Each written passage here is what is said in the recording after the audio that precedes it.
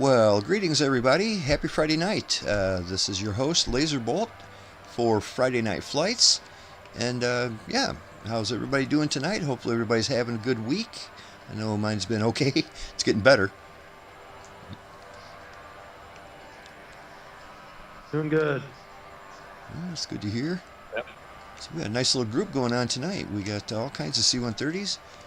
We got a guy back there in that Vision jet. I like that too. That's a pretty neat little airplane.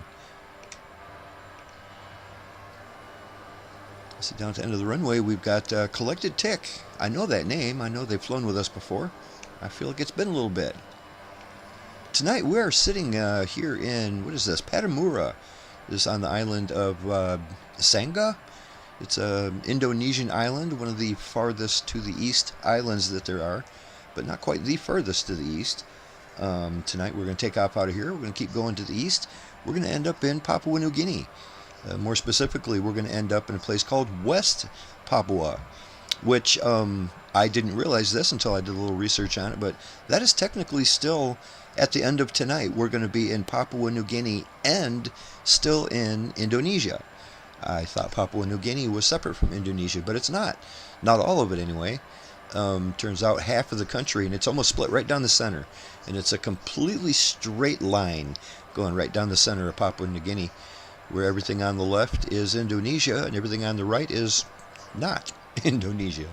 I'm not sure, you know, if Papua New Guinea is the country or just the island itself. But yeah, we're going to end up in New Guinea by the end of tonight's flight. It should be a good time.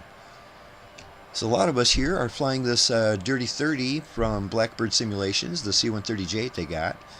And they just released a big update for it.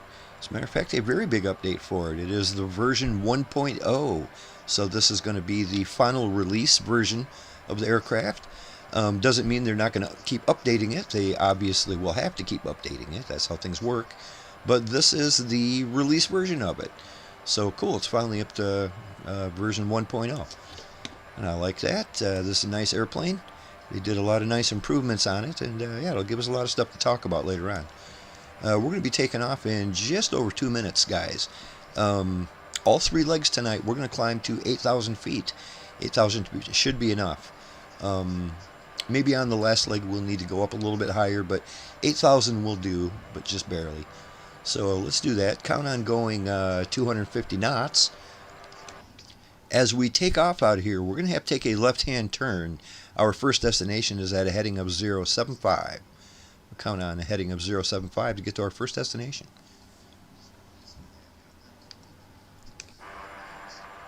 075.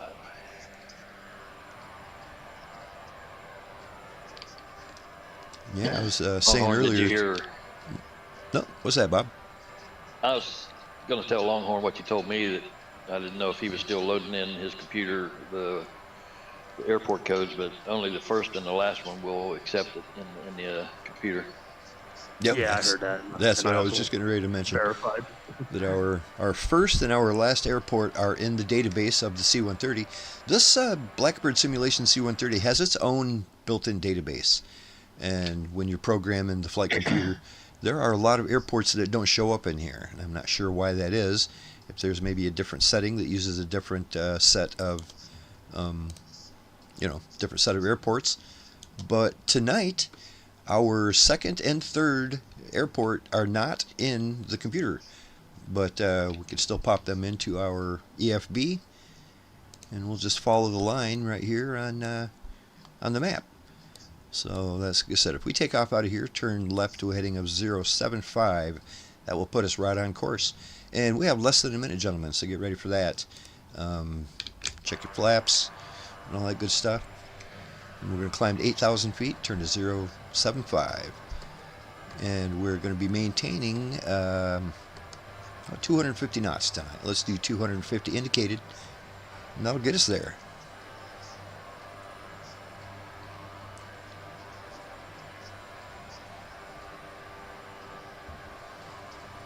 Okay, guys and girls, it is 10 after the hour. Let's go ahead and get these birds up into the air. Lazerbolt is spooling up, and we're rolling. People watching the stream will notice something very unusual about this C-130. One of the things they added in the final release version is they say that they fixed this, but it's a little dramatic. You'll see once we get up in the air, it gives you a nice swirly prop vortex that was never actually part of the sim before. Well, at least not for this aircraft. You'll see it right here as soon as I look from the outside. You see that? This is not unrealistic. The actual aircraft does this. As a matter of fact, our buddy Coast a couple weekends ago shared with us a photo that he took at an airport of a C-130 coming in for a landing or taking off, and it had these prop vortexes on there. But I don't know, in my opinion, this is a little bit much, and it don't look realistic. It looks kind of weird, to be honest with you. I wish they could dial it back just a little bit, because it's kind of cartoony looking, man. I don't know. Why airplanes do this, and in particular the C-130, is in certain conditions, namely in really high humidity conditions, which could be going on right here where we're at. That's no problem there. But in high humidity conditions, the prop compresses the propeller so much that it just condenses into a mist, and that's where you get it. But I have tried flying this all over the world in different weather, and no matter what I did, it gives me that. So, like I said, it's a little bit odd. It's a little bit much, but it's not too bad. It only really happens as you're taking off, when you've got like full throttle going. Once we get up to speed and level off a little bit, that should go away. Right on. We have Kodiak flying with us tonight in that Vision jet. I don't think we have had the pleasure of flying with Kodiak before, but greetings, buddy. Happy Friday. It's good to see you. We got our friend Mia Scully happening up here. Mia Scully's got this Dirty 30. I love that. Got our buddy Longhorn Ram and Wingnut. Those guys are true troopers, and they never miss a week. That's why I love them. All right, turning to a heading of 075. I suppose I could set up my altitude here. It's nice to have the ability to just tell it to go to a certain altitude, and it does. In the other C-130 that I fly so much, you can't do that. You have to do it by eyeball, but this one's pretty advanced.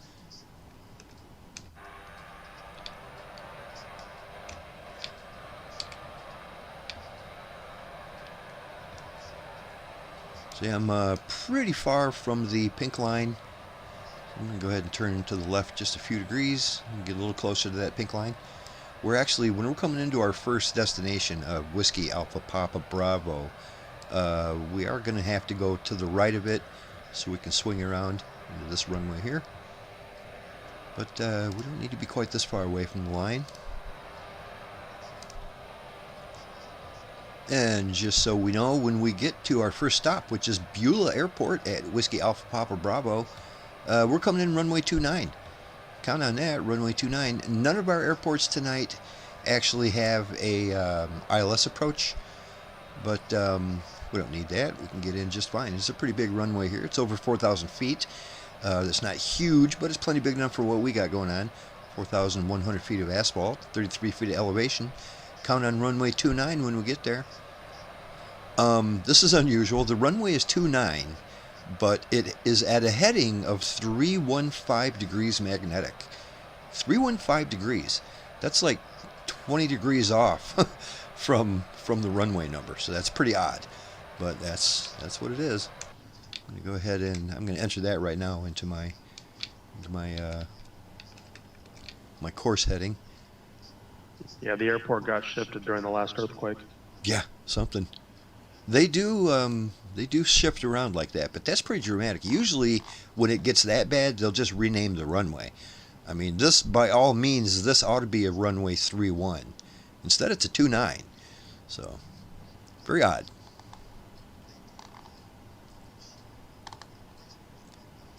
Okay. 315 degrees. So when we get there, our runway is going to be in that heading.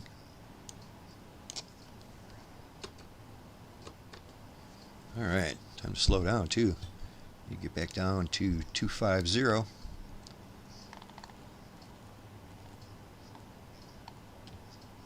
And we are on our way.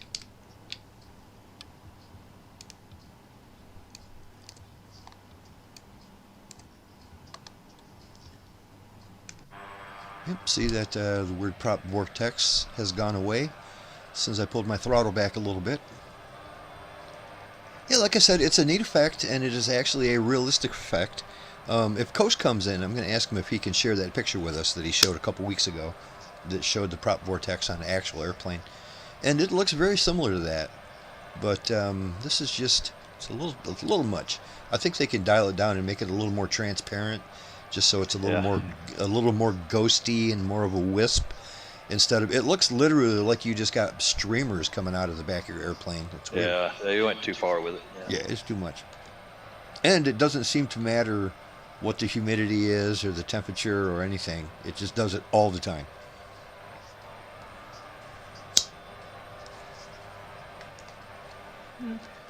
They did change a lot of things on here, though. It's a big lot. I don't know if you looked at the patch notes, but there's a lot of them. Whole lot of them. Yeah, there's a pretty big list. Yeah, I saw. Yeah, I don't know if it's fixed completely, but the problems that we were having, or I was having in particular, with the pitch trim wheel, how sometimes it sends you in a weird direction, that doesn't seem to be quite as bad now. It still does it, but it doesn't shoot me straight up in the air 2,000 feet, you know. And what did they said they added a glide slope indicator, which I still have yet to see work properly. Basically, the only difference I see is when you hit your approach hold button and activate your approach, a little block over on the side appears that says glide slope or GS, but it never moves. It never does anything. It does no indication whatsoever if you're above the glide slope or below the glide slope. It doesn't say, it just shows up. So, I mean, okay. I mean, maybe that just lets you know if the airport you're coming into has a glide slope, but I'm not sure about that. It does seem a little weird that there's no indication whether you're above it or below it.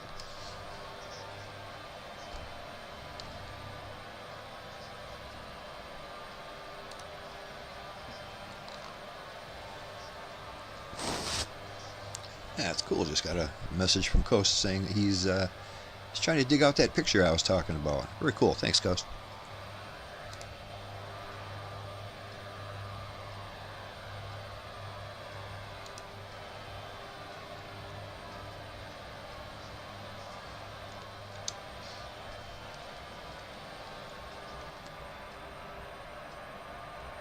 Sure do like this Blackbird Dirty 30. I tell you, this is quite an airplane. I love the C-130 is my favorite aircraft as it is, and this is a fantastic version of it. It's got a little, it's got some weird stuff to it, but it's not all bad. It's a pretty nice airplane, and they're still tweaking it.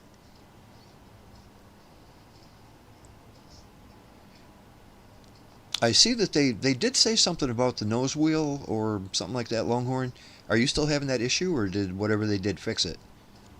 No, I still have that issue. It's a shame.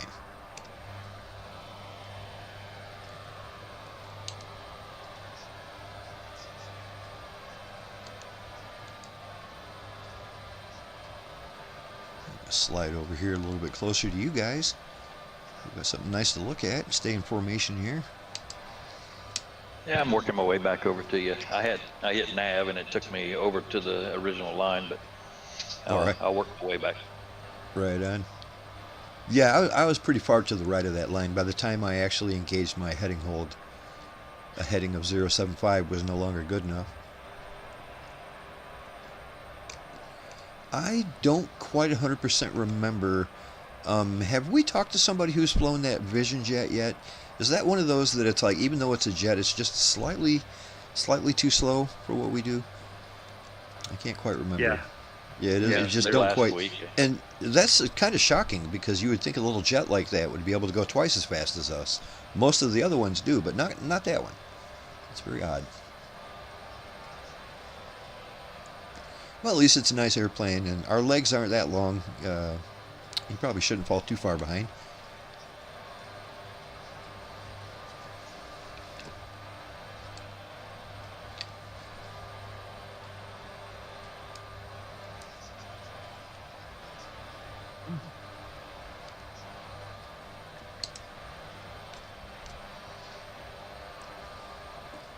Yeah, I never realized just how large of an area is covered by Indonesia.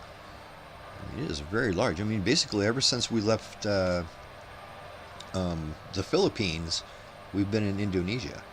And we've been flying around Indonesia for a long time. There's a lot of little islands that we've been bouncing around. And yeah, it's pretty much all Indonesia. And the big thing too, I didn't realize that half of Papua New Guinea is Indonesia.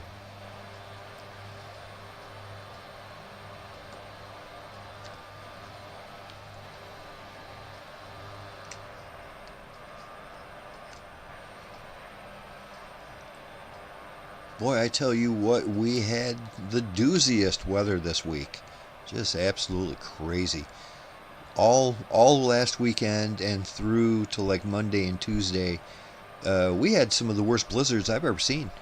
Just absolutely blizzard conditions. And I've lived in Michigan most of my life, ever since I was like 10 years old. And I never seen nothing like that. I mean, it was just insane. Looking out my window, just going, oh my God, I can't believe my eyes. It's just the craziest weather. And then by Wednesday and Thursday, it's kind of nice again. Like today was 40 degrees. It's beautiful compared to what it was. Very strange weather. I hope we're done with it. I've had enough snow.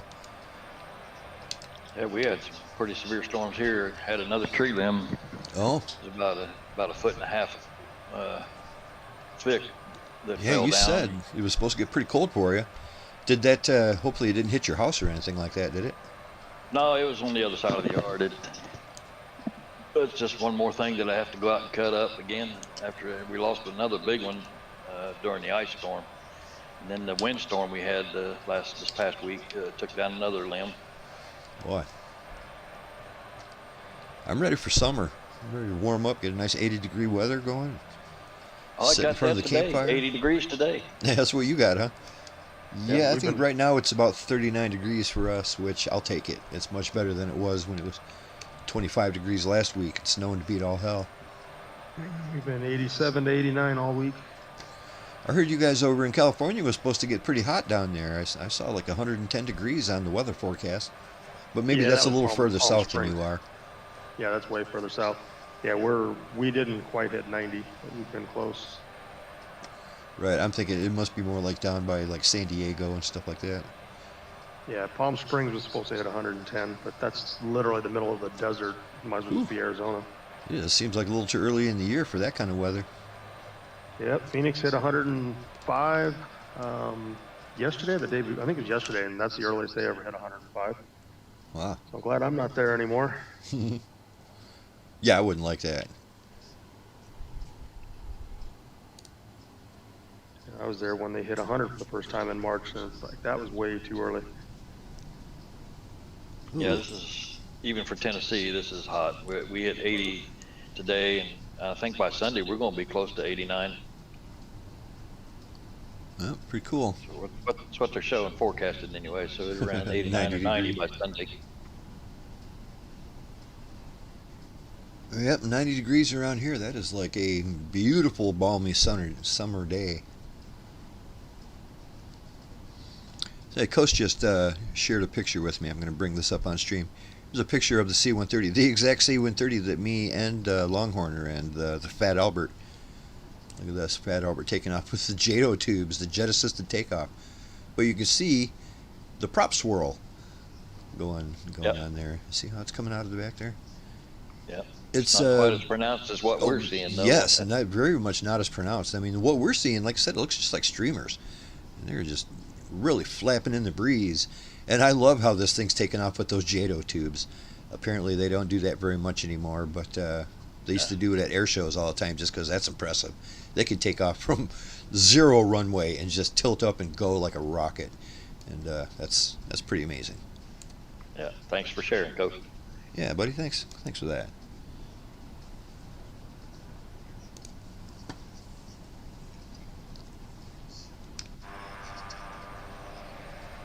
On the stream, we got Captain Hopper hopping in saying happy Friday. He loves this bird. I do too, buddy. This is one of my favorites. We got Mr. Newbie going on. He says, good night, gents. Happy Friday. Good deal. Sorry you missed the flight tonight, but he's going to go out of town tomorrow. Okay. Heading out of town. Hopefully you're not working too hard, at least making some good money doing it, or at least having a good time on vacation.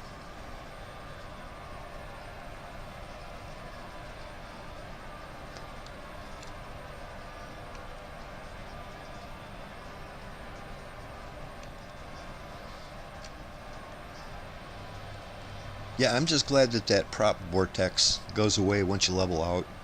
It pulls back the throttle a little bit.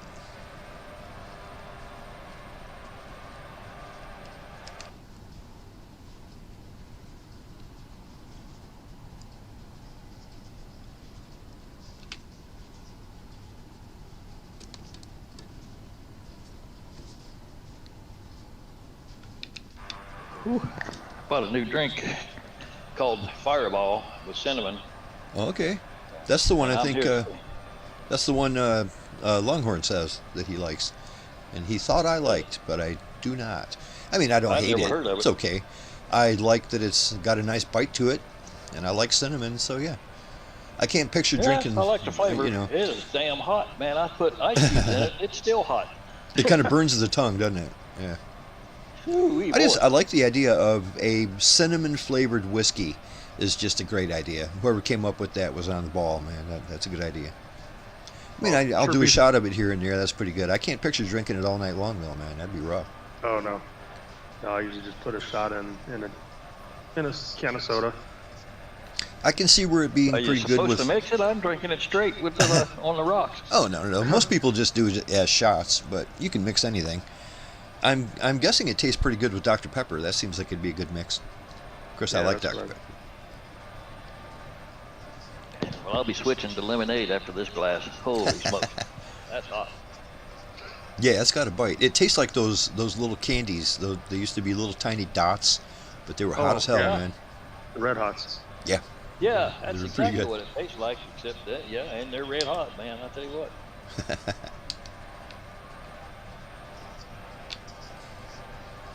Yeah, I always stick Oh, to you my want- cheap vodka. I drink this stuff called Crystal Palace Deluxe. And you mention it to people, and they're like, ooh la la, Lazerbolt's drinking the top shelf stuff. It sounds really fancy. But Crystal Palace Deluxe is the cheapest stuff you can buy. It's like $10 for a half gallon. It's cheap. But, hey, Yeah, you vodka know- is vodka. When it comes to vodka, I don't understand people that spend hundreds of dollars on vodka. It's all the same. It just tastes like vodka. It doesn't taste like anything.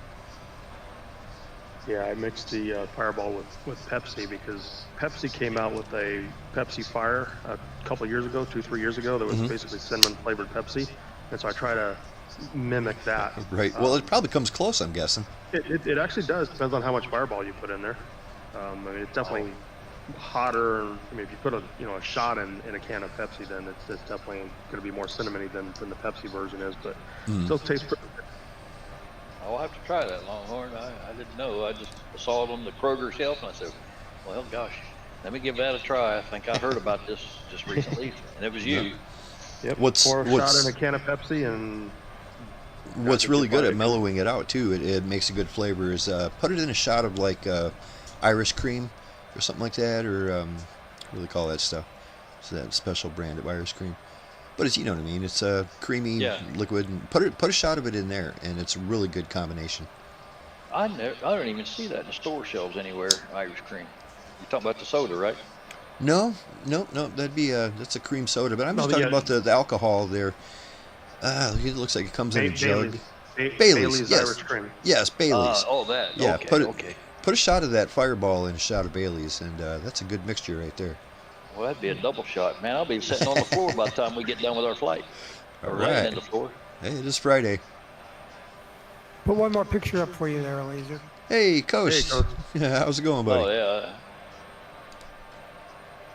Yeah, there it is. Right on. Oh, look at the prop vortex on this thing. Look at that. See, now that is the perfect shot of the prop vortex. Like if anybody sees ours and was like, that's completely unrealistic.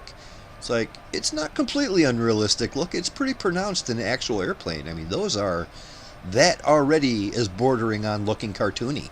And that's an actual photograph. You know what I mean?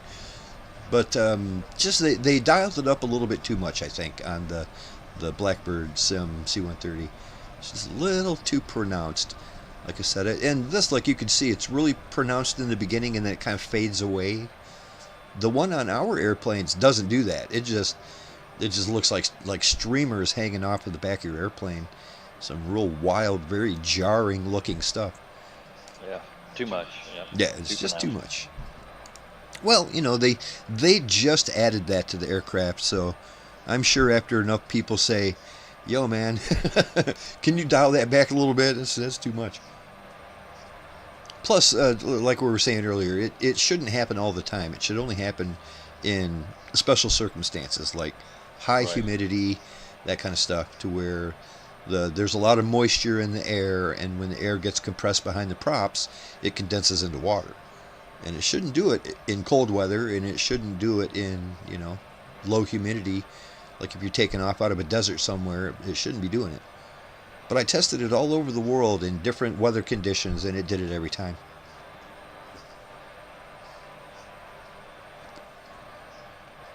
One of the small random things they changed was this here switch, the auxiliary pump. Remember how loud that used to be? I mean, it was one of those to where it was really loud, and you didn't even notice how loud it was until you turned it off.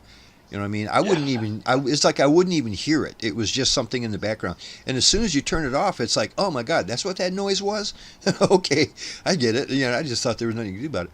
But now there's no sound at all. I can't tell if it's on or off. It doesn't matter. Yeah. So I'll just leave it on now. Oh, the other thing, I'm looking forward to actually checking this out. Did you see in the notes of all the changes they made, the change log, it said something about they worked on multiplayer, like broadcasting, like say, if you've got your tailgate down, I should see your tailgate down. At least that's what I took from what the notes were. And there's a big long list of stuff. Lights, flaps, windows, gear, just, I mean, any little animation that you can do on your airplane, it should broadcast it to other people. And that would be new. I've never seen that with any aircraft. I mean, usually if I open my tail, I will see everybody's tail open. That's how it broadcasts it, you know what I'm saying? You won't see my tail open, but I'll see everybody's open, including mine. And now it looks like it's going to be individualized. Sorry, Bob? I wonder if it'll do that with flares too. Maybe. Gosh, I don't know. I feel, okay, yeah, it didn't do that with flares, did it? Yeah. Let me shoot up some flares here in a minute. All right, I'm looking at you. I got you right behind me, and let's see what it does. Well, give me a set. I got to set it up for it. Yep, right on. Get those angel wings going. I love how the flares make an angel wing pattern. We're not too awful far from our destination, too, so remember we're coming in runway 29er. So I'm going to go ahead and turn a few degrees already. Make it a little easier to get over this little mountain that we got to go over first.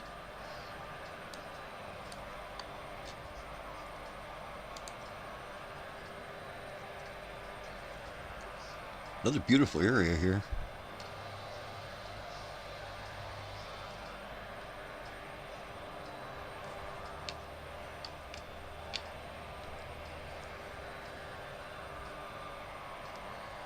I got my reverse thrust all set up like I've been wanting to do, so that's all up and running. Of course, I had to map it to my throttle. You know, I mean, I never liked having it where I pull my throttle all the way back, it engages my reverse thrust. I always liked having a button that if I hold the button down and then move my throttle, that's what engages it. But there's no way to do it that way on the Dirty 30, so I just did it the old-fashioned way. Made it so if I pull all the way back on the stick, it should hit the super brakes.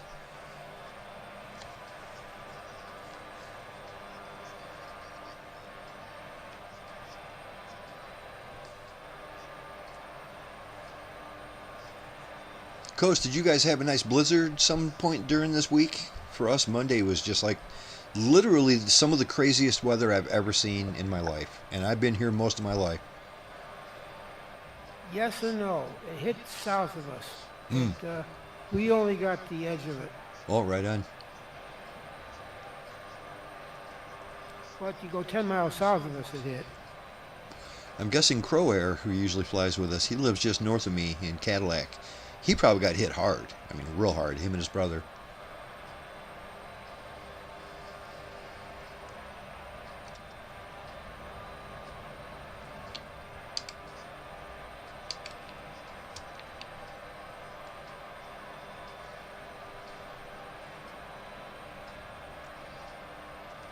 Well, I shot off a few flares. I didn't see it on your stream, so I don't think. Nope. it's I've been done. watching you. They I put it didn't up see with nothing. flares.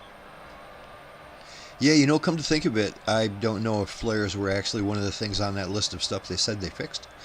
Or, you know, they just didn't Yeah. fix, but it was going to broadcast. They did have a big list, though. It was at least like 10 things. You know, there's just little stuff, too. You know, the ATM door, that little door, it looks like a gas tank flap. You know, that broadcasts, all of your windows open and close. The one thing I'd like to see is I'd like to be able to look inside your aircraft when you have your cargo ramp open. That'd be cool. Yeah. I think that's one of the things on the list. Yeah, that was definitely on the list. I'll be curious to see that later on once we get on the ground. Or especially at that last airport, that's always a good time to screw around. You can open your ramp. There's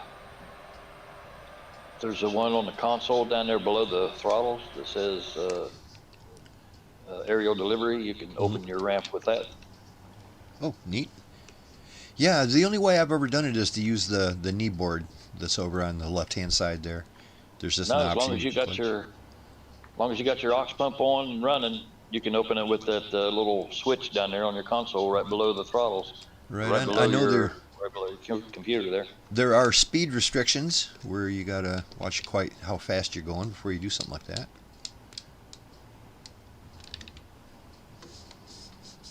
Chicken.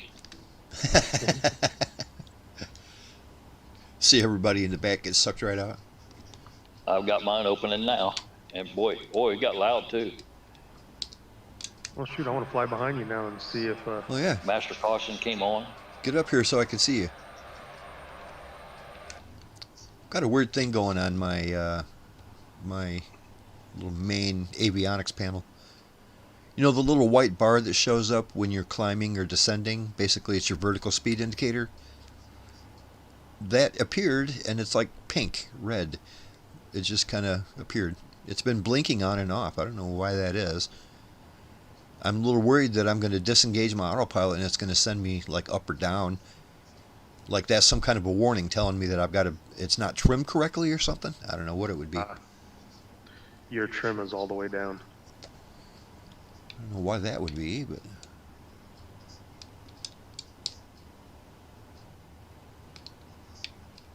yeah, I'm doing some trimming right now. It doesn't seem to make a difference. Well, we'll find out as soon as I disengage my autopilot. We are getting pretty close here. We have to start descending here. The elevation of the airport is pretty much down at sea level. I am going to turn a few degrees to the right here. Oh, let's say to a heading of 090. 090. Well, just a word of caution: if you open your ramp at 8,000 feet, your master caution will come on. Right on. That probably it'll get rid of any kind of a traffic radar or a terrain radar that you got going, and it'll replace it with your engines. Yeah, it did. Well, that little pitch wheel seemed to work okay this time. I just gave it a couple good. clicks and I'm going down slightly. Yeah, like the little bit I monkeyed with it this week. Actually, I put quite a few hours into it this week. I was having better luck. It didn't quite act as crazy as it was. So I'm going to start descending down here. I'm going to bring it down to about, I don't know, about 2,000 feet should do it. I'm in no big hurry to descend. Here we go, fingers crossed. Hopefully this doesn't send me into orbit when I move this little knob. It appears to be working just fine. Holy moly, perfectly. I've got my vertical speed indicator going. Oh, this is... How nice is that? How nice is that where something as simple as that just works like it's supposed to? Very cool. All right, bring her down.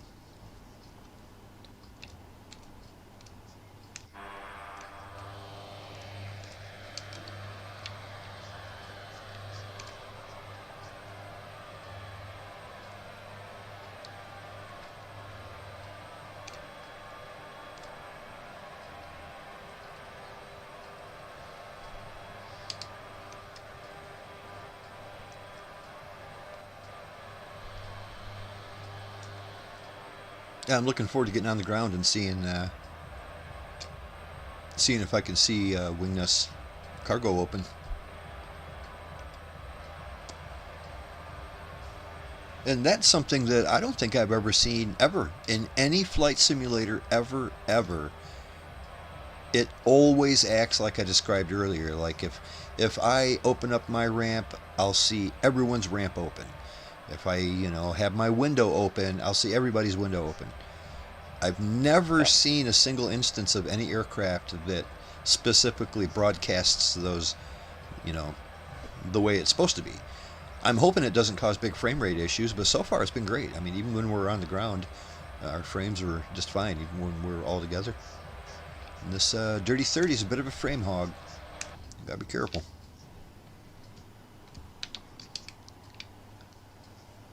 All right. We are. Clouds. Came out of the clouds facing a mountain. Uh-oh. There's not much of a mountain going on here. But there's well, a I'm way little off one. to your right. I'm way off to your right. All right, I should do it. We are getting awful close. I'm going to need to start thinking about making my approach here before too long. Make sure I'm down to 2,000 feet. I don't want to come in too high and hot.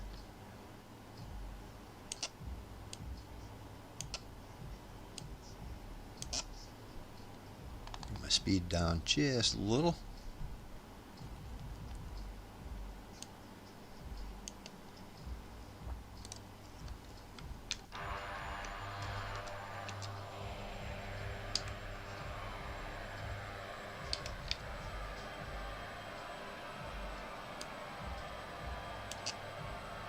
I think that's it right there.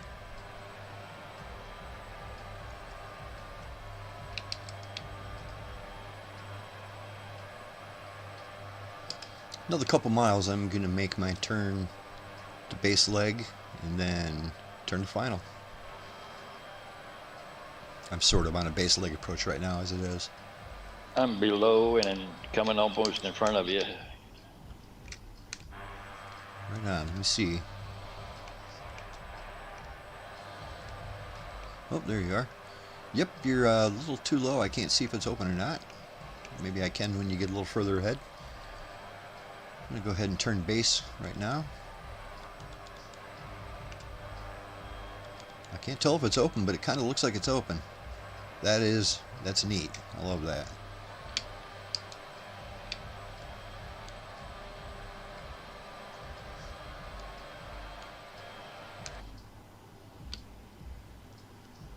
Descending through 3,000 for 2,000.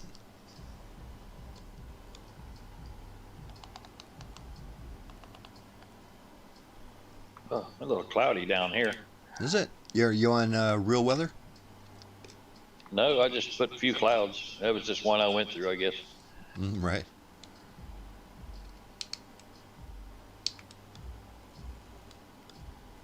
Turning final, runway 29er.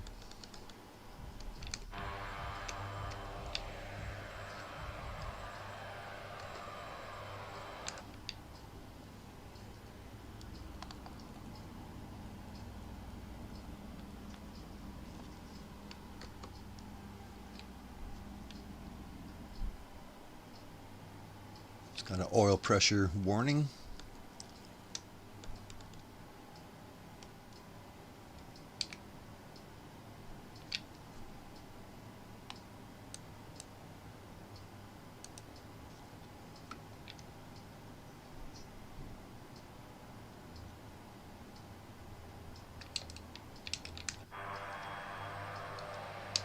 Alright, I got a good approach if I can slow my ass down. It's looking pretty good.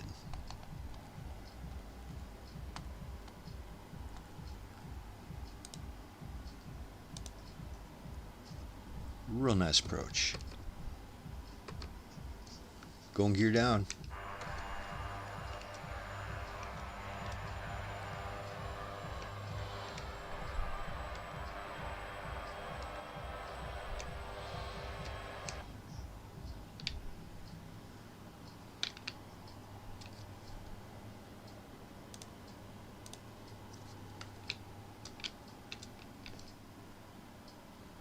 Going to be coming in about a mile behind you, Bob.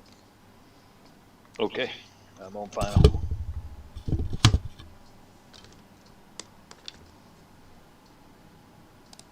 Auto throttle off. I don't think I've ever tried to land a C-130 with a ramp and door open, but we'll see what happens. Should be interesting. It'd be neat if you could drop stuff out. You know how they do with like a parachute and drop it right onto the runway? That'd be great. Yeah, that's always kind of cool looking. Like a tactical equipment drop.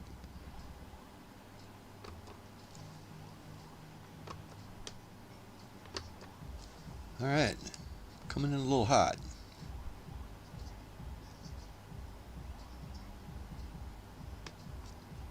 A lot of trees on this approach, real close. They got them on both sides again, don't they?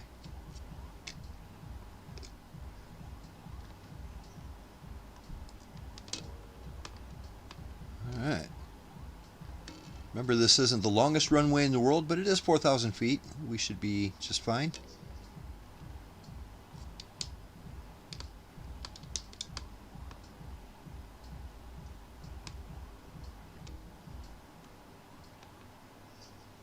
All right, looking good.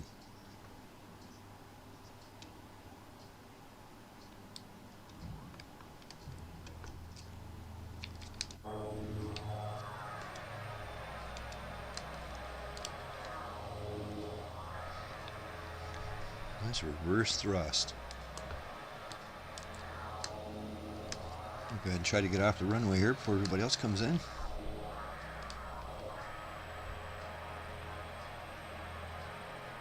When you get down, back taxi to the beginning of 29er, that's where we're going to be taking off from.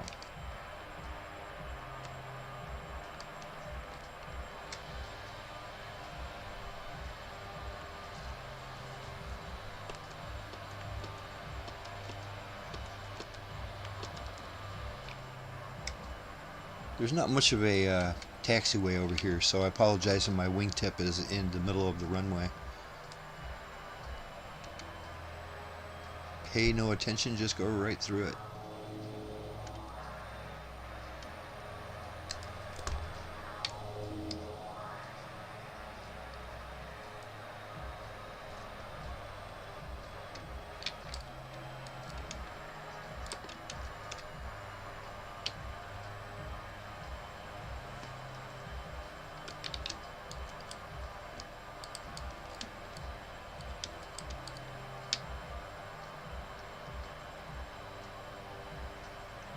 Hey, we got Guinea's Tony Tuthill up in here.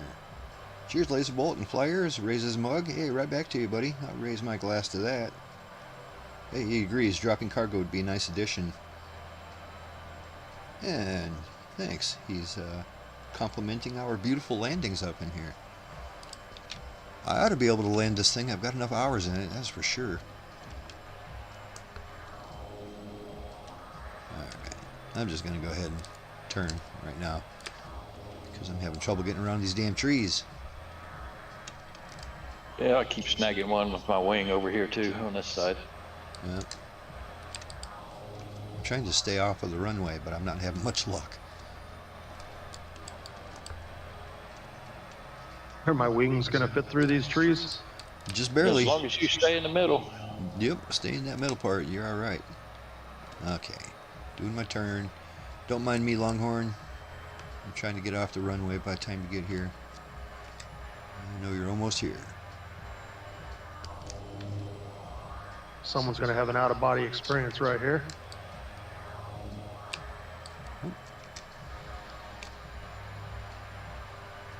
Well, that's a skinny runway. It's pretty skinny. Yeah, like I said, there's no room for taxiing at all. Hit them brakes. Well, there went my paint job. Mine too. I think all of our paint jobs just took a scrape on that one. That's all right. Well, I don't think this airport was designed for 4 C-130s to come in at the same time. Clearly not. Oh, I see. Mia Scully said that her WASM module crashed. Couldn't do anything in the plane. Had that happen before. Yeah, there's no way. The only way to fix Yeah. that is to reload back in. And I saw that's what you did. So yeah, that's a shame that that happened to you on final approach. Yeah, it happened to me about 2 or 3 weeks ago too. Everything went orange, and that was it. That's all she wrote. Yeah, I think Kineas was right. That was super close when you landed, but I think we managed to not really hit each other that bad. Kodiak brought that thing in nice and short. Yeah, I was hoping that this runway would be long enough. Right on. That's everybody, isn't it? We're all down? Yep. If that's it, I'm going to go ahead and take this runway back, and hopefully I'm giving myself enough room to take off.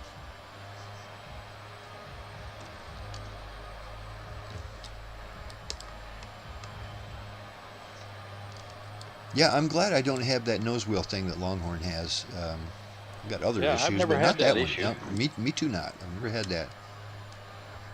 I Well, can it's see. easy to fix. I just got to invert the Z axis, and everything works fine. But I have to do it just for this plane.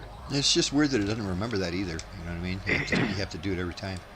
Let me get out of your guys' way here. Whoop. Oh, not to worry. I'll go right through you, just like Longhorn does. Oh my gosh, I'm just driving There's this a thing Willie. looking. I know. Golly. I'm not used to having that reverse thrust on my stick like that. Every time I think I'm coming to a stop, I'm actually shooting backwards.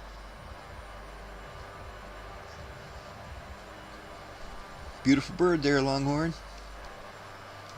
Likewise, looks familiar. Yeah, it does. Yeah, this You don't have to move, Mia. I got room. I'll turn around. this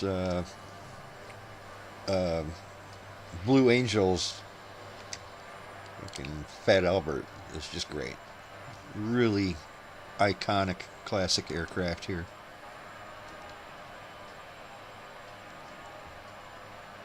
When the Blue Angels are going to shows and everything, and you know, they have a whole season where they do a bunch of air shows. This is the aircraft that brings them there, and also carries all of their equipment, and they have a lot of equipment. Okay, let's see if I can have enough room here. I can already tell by looking at my tail fin there that my trim is doing some crazy stuff. My aileron trim is like pointing straight up. Get that to go down a little bit. Alright. That was probably the most difficult landing of the evening. The rest of them are a little bigger than that. Well, our next destination is Sorong, Mainland. We're going to have to fly at a heading of 079er. Count on that, 079.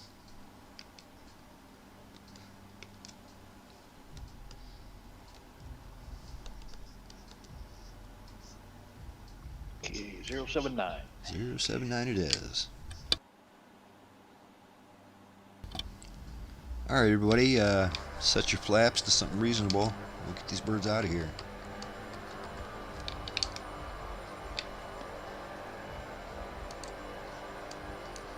We're going to take a slight right-hand turn. Once again, climb your bird to 8,000 feet at a heading of 079. 8,000 feet, 079, 250 knots. And Lazerbolt spooling up and rolling. Let's go.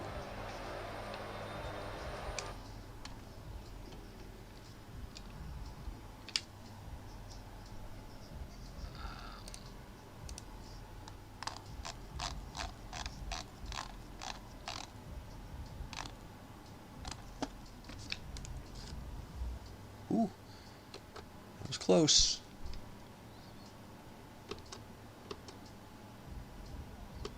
That was real close. I was messing with my altitude select and didn't realize I was getting to the end of the runway already.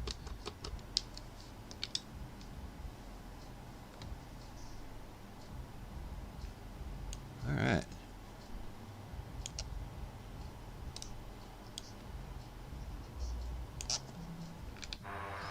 And there is that prop vortex. Like I said, that's just a little much. It doesn't look... There's no gracefulness to it at all. No, sir, I don't like it. But even if they just dialed it back and made it a little more ghostly and wispy, that would make a big difference. Yeah, it would. Especially if they could make it so it tapers off with distance. Like at the beginning of it, it can be as wide as it wants to be, but by the end of it, make it just disappear.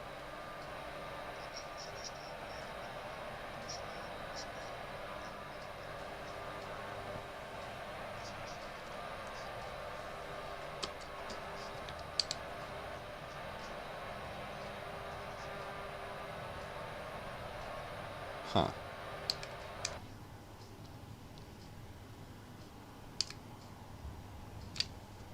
For some reason, I don't think I'm heading the right direction. What's going on here? Oh, that's 019. I said 079. Okay, 019, guys. That should make all the difference. Pretty much straight north. Yeah, it looks better. Yeah. I was looking at the map going, where am I going? I suppose that's why they say pilots should have good eyes, and I do not.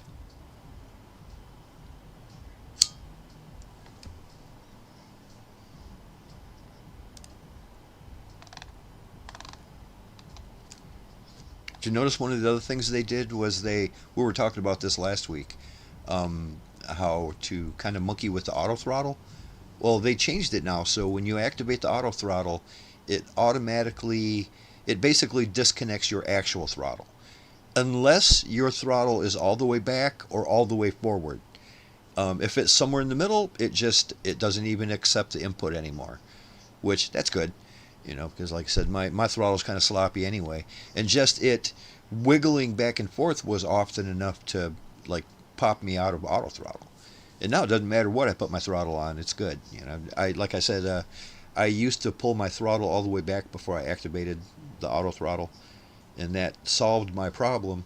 And now I don't have to worry about it. Now I can just hit auto throttle and everything's fine.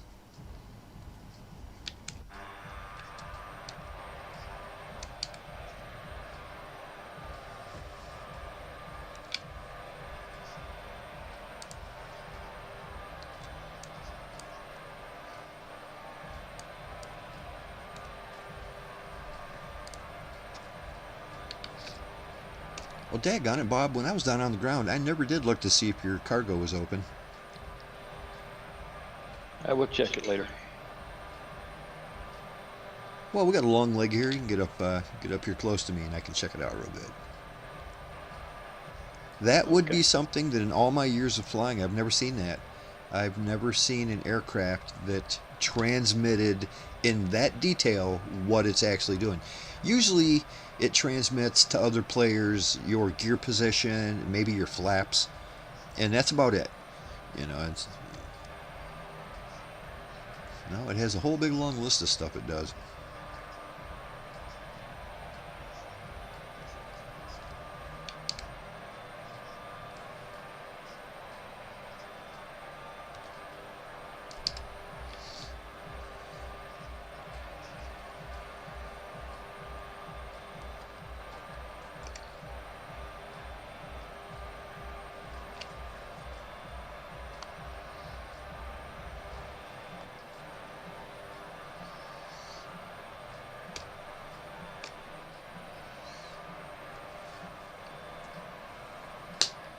I don't know if any of you guys play much Tony Hawk.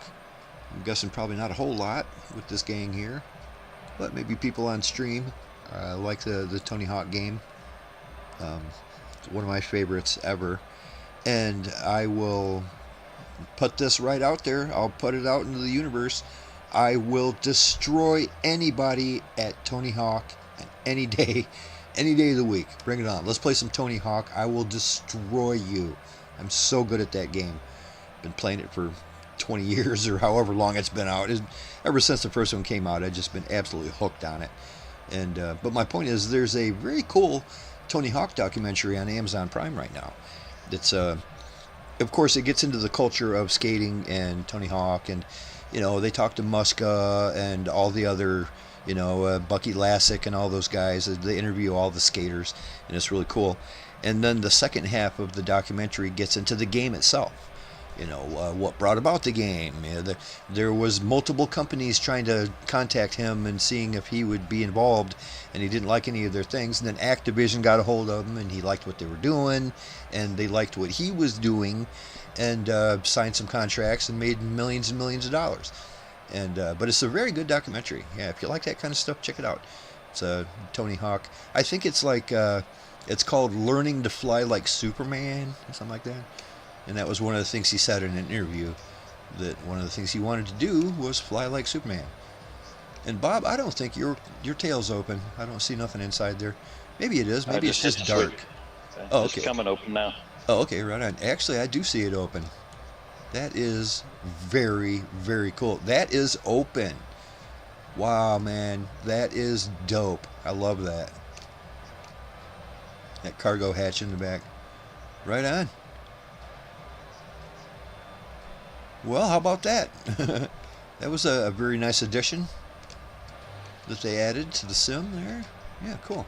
Well, that wasn't a sim edition. That was just purely Blackbird Simulations making that happen. And I'm just not used to seeing that.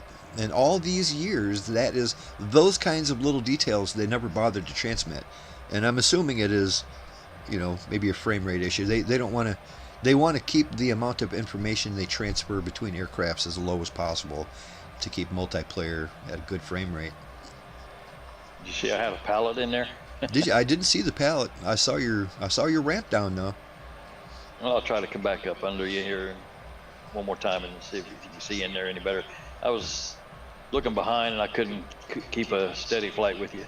Right on. Well, you got close enough to where I could definitely see that ramp open, and it was cool. I could see it actually opening too, so the animation works. Yeah, it's pretty cool.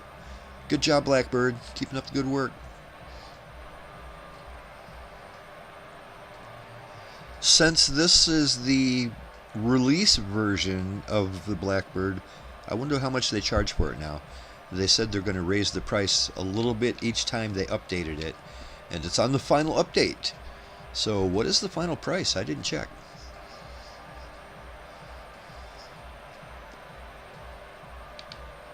I think the last I checked, it was right around $30, give or take a few. I think it was 39. Yeah. I know back when I bought it, when we all bought it, we bought it pretty early, so it was, I think it wasn't even $20 when I bought it. It was like 18 or 19 or 15. I'm glad I bought it early. It's a nice airplane. Oh yeah. I knew it would work its way up through the ranks, so I bought it early too. Yeah. Once again tonight I am flying in kind of early evening. A lot of times I do the early morning flights just to get them cool colors. Get the same thing in the early evening. It's just we have to be careful. It's going to get dark here before too long. But I got a little bit. The sun's still up in the sky. Starting to get some nice peach colors going on. I like that.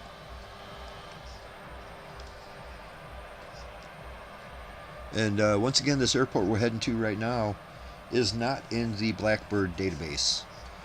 So we can't even tell it to go to a direct path to it. No problem though. We got this.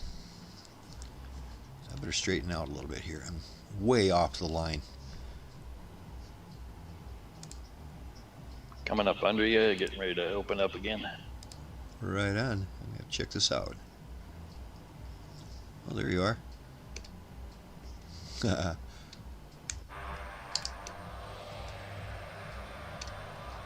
That is so cool. Yeah, you're at a little bit of a tilt, so I couldn't see very far into the back of your aircraft to see that pallet. I see there's a number of things that you can put back there, though. You can put like a Humvee, you can put cargo containers, pallets. There's even like an Easter egg you can put in there. A literal Easter egg. A gigantic person-sized Easter egg.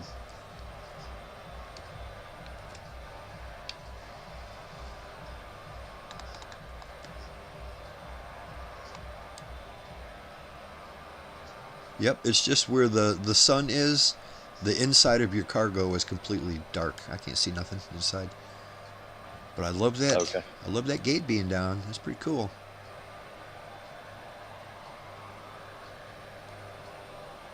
Yeah, very cool. I love that airplane too. It's the D-Day colors on it, the D-Day stripes. It reminds me of back when we used to fly that C-47 all the time.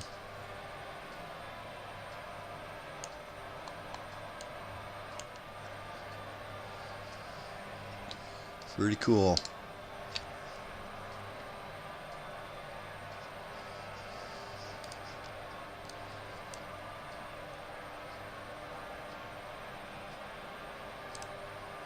Alrighty, our next destination is Sorong, Mainland. A strange identifier here. It is Whiskey Alpha 1 Alpha. Whiskey Alpha 1 Alpha. When we get there, let's land runway 9er. It's a bit of a T-bone, so we can pick either one, but runway 9's coming off of the ocean. That'll be pretty easy. It's a huge runway, 6,700 feet of asphalt. It's right on the coast, so not much elevation there. But kind of on 6,700 feet for runway 9er. This one makes more sense. It has a magnetic heading of 093. It's only off by 3 degrees instead of 23 degrees like that last one. So yeah, count on that when we get to Sorong. We're going to be doing runway 9er. Good. So it's if you're going to be on one side or the other of that pink line, make it the left side.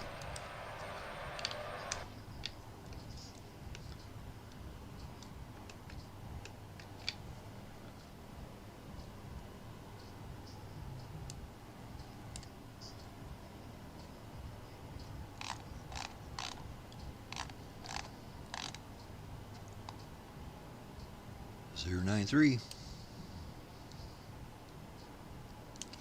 Yeah, that weird bar keeps popping in and out. Do you guys got that at all?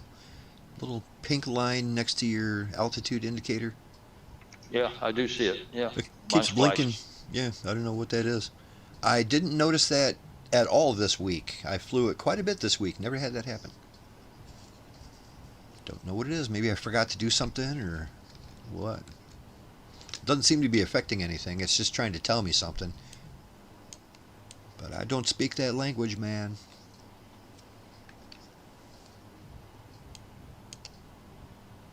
Yeah, I like what they did to the maps too. You'll notice the let's see, like the TAWS, the terrain awareness. Notice, let's put this up here. It actually does the radar sweep. You can see it go across the land as it's filling in the radar.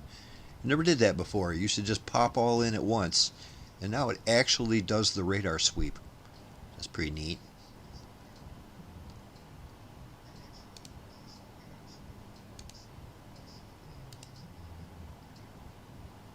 See that? Cool.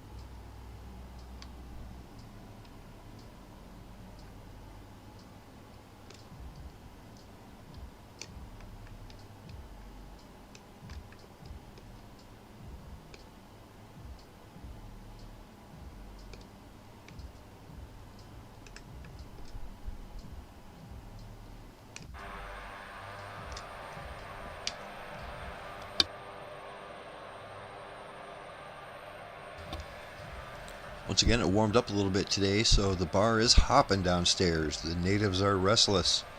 The natives around here are ready for some warm weather, I'll tell you that.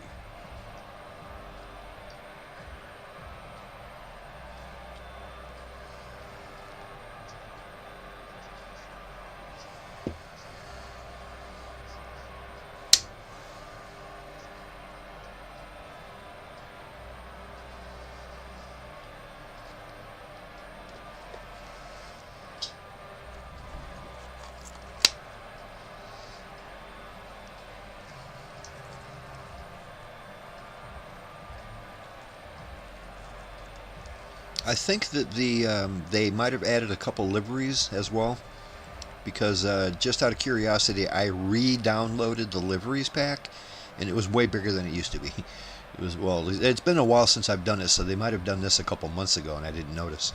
But I've got more liveries now than I did a couple days ago. And even just when I just basically merged both folders, took the new folder and popped it into the old folder, and there was a whole bunch of files that were brand new. So I think there's some new liveries going on. I checked them out, and there are some cool ones. I know a lot of them have been there before. I've seen a lot of them, but it's cool. For this bird? Yeah, yeah. I mean, these are ones that I never had before. Like I said, maybe they updated the package somewhere in the last month or two, and I just never did it. But I did it when I did the upgrade for the new, just to get the version 1.0 of the Blackbird here. And I figured, well, I might as well re-download all of the livery files and see what they're... And like I said, the package I downloaded was bigger than the one that I had. So I think they added a few things.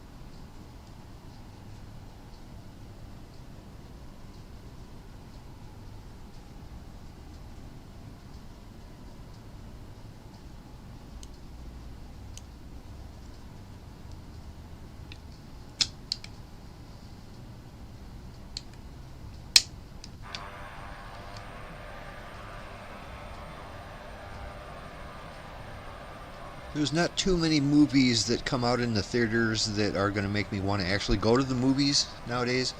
I like watching my movies at home just because the theaters are expensive and can be a little unruly sometimes. But there's that new movie that come out called the Hail Mary something, whatever. Gosh, I wish I could remember the actual Hail Mary's in there. But it looks phenomenal. It's got Ryan Gosling, and kind of an outer space thing, and it was a popular book, and now it's a great movie. And everything I hear about it sounds like I need to go see this movie. It really sounds amazing. So I might actually go see that one in the theater here sometime next week.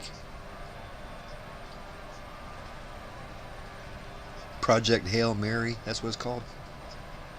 I heard of that. I don't remember if I've seen the previews of that or not, but that sounds familiar. Yeah, everything I've heard about it says it's just magical. It's absolutely a great movie. You'll leave the theater just feeling great about everything because it's just good.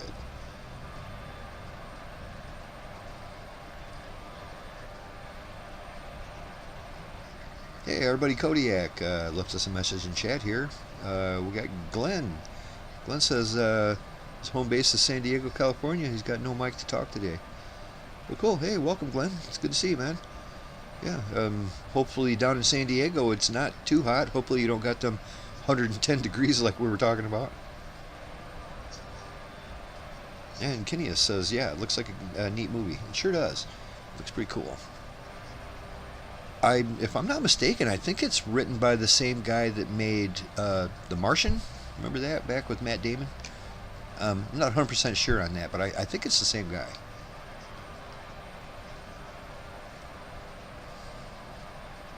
Yeah. Kodiak says it's 90 there today where he's at. So that's not too bad. 90's comfortable enough. Get a little bit of airflow going.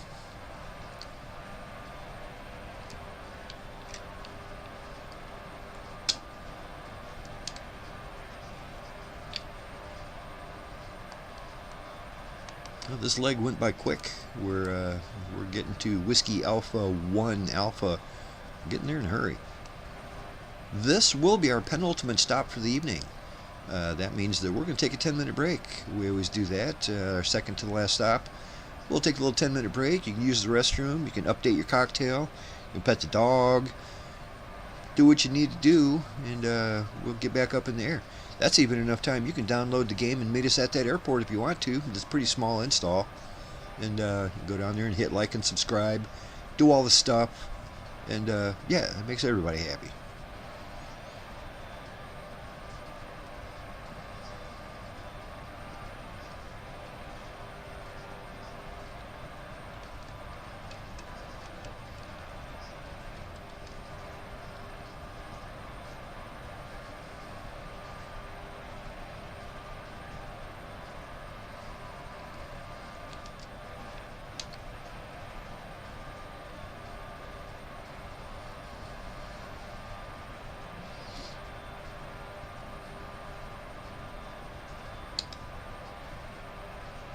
Going to turn a little bit to the left here in just a few miles, right about the time we hit the land.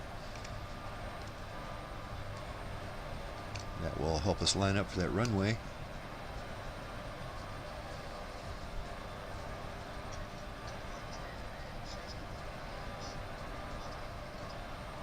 Yeah, Kodiak does say that Vision Jet's a little slow for this. Is that full throttle and falling behind? Yep, it's a little slow, but not by too awful much.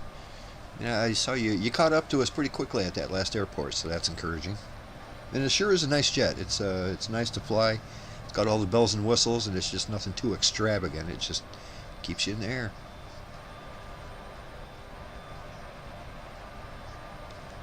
Okay, I'm going to turn a few degrees here. And before long, I will be bringing her down.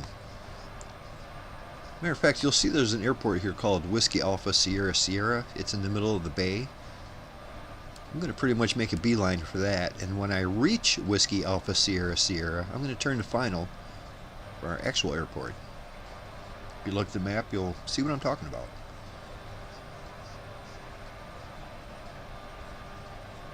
Yeah, I see that. It's actually a nice looking little place. When I was testing the flight plan out, flew over it, and it's like, yeah, it's pretty nice. Just a little island out there. It's got a real long strip on it.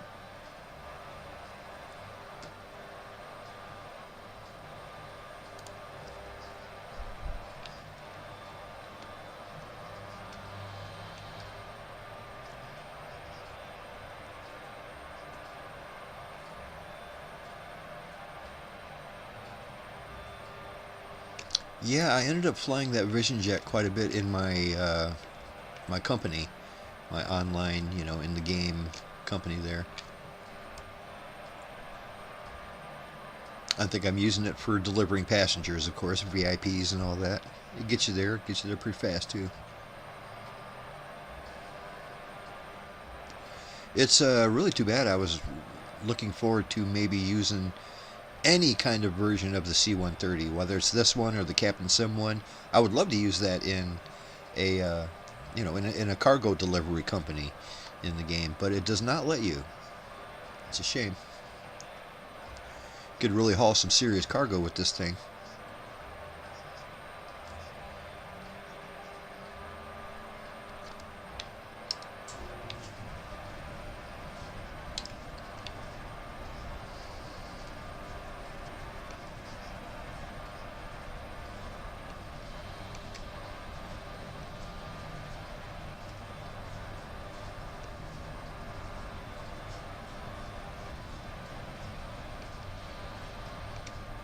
Right, I'm going to give it another 10 miles or so, and then I'm going to drop down to 2,000 feet.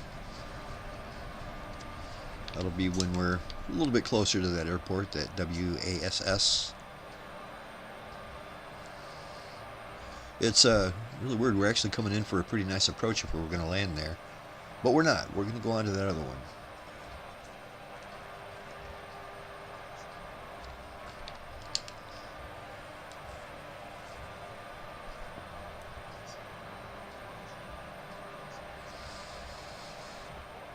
Any of you guys here like to eat egg foo young? A Chinese restaurant, go there and order egg foo young?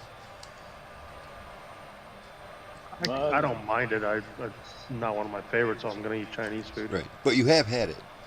Oh, yeah. Yeah, good. It's one of my favorites. I absolutely love it. I love that brown gravy you put on there. You put it over a pile of rice with that brown gravy, and oh my God, that's good eating. I'm shocked at in a number of communities, and I've mentioned egg foo young where like Chinese food comes up, and I always mention egg foo young, and there's not a single person who even responds to it, like they've never even heard of it. You know, it's like, really, it's not that uncommon. You know, every Chinese restaurant I've ever been to, you know, the place I get it from the most, it's a buffet. It's a Chinese buffet, and they'll make you egg foo young if you ask for it.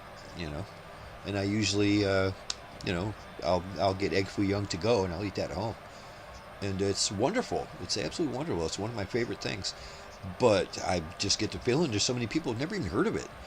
And every time I mention it in different streams, people just ignore that I even said something. They're like I'm talking nonsense. What'd you It's say? like, yeah, what? Yeah, exactly. What? Like that. Well, they don't even respond that much. They just ignore it. Like, you know, egg foo young, now you're just making stuff up. It's like, no, it's really good, man. It's really, really good.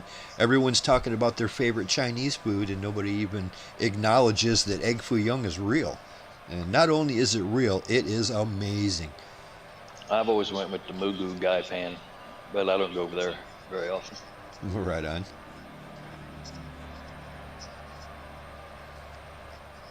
Right on. Guinea says that he's an egg foo fanatic. My man, loving it. I'm showing 18 miles out. Only 18 out. Good Lord. How are you able to tell that? Is this airport actually in the database? Well, I don't know. It's saying 18 miles, but I don't know where it's 18 miles to what. Right. I feel like we're farther than that. Yeah, I can't put the airport in here, so I can't find out. I guess if I Right. did the EFB, maybe you could tell them that. Right. Yeah, you know, it's too bad the EFB doesn't tell you how far away you are. It should. It's got all the information it needs to tell you that, but it doesn't. Yeah, what I'm planning on doing is at least our final destination is in the database. No problem there at all. So when we get to that, when we land here at this next place and take a break, after we take off, it'll be real easy to just input that final destination as a direct to, and I'm going to do it that way. So that last leg should be easy breezy. Yeah, that'll work. Okay, I am going to start bringing it down just a little bit. I think we're not in too big of a hurry, but I am going to bring it down to about 2,000. Fingers crossed. Hopefully the trim wheel or the pitch wheel works as good as it's been working.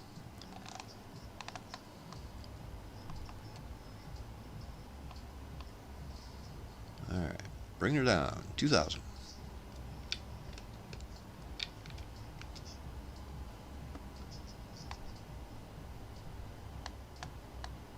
Wonderful. Absolutely wonderful. You can tell right away that it's working because your stick doesn't violently jerk backwards. Yeah, pretty cool. Got a nice little descent going on here. Alright, how about that? That must have been something that they tweaked. I'm sure it's one of those things that in the patch notes they mentioned it, but it was called something that I didn't know what they meant. And now I think I know what they meant. Fix it right up.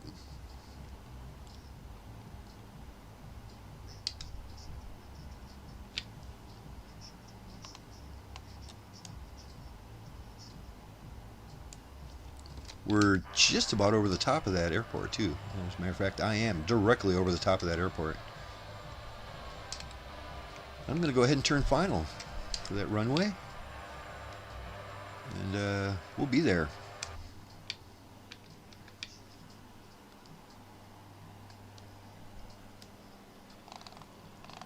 Let's slow this bird down a little bit.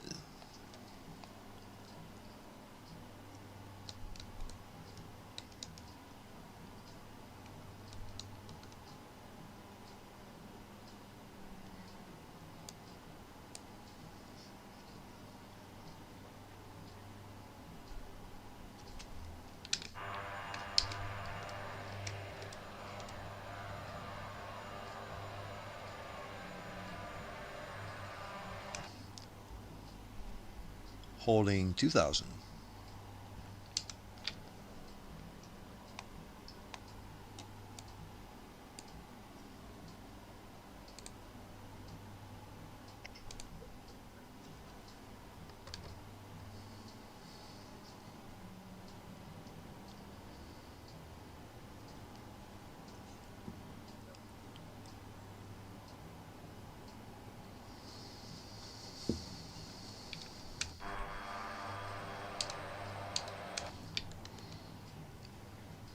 Runway in sight. Looking good.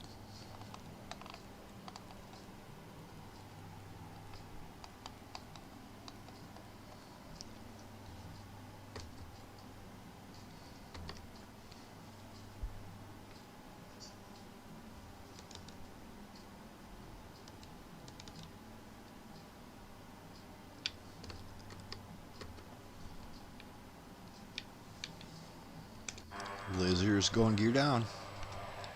This is another one of those harbors that's a ton of ships down here, isn't there? Look at all them.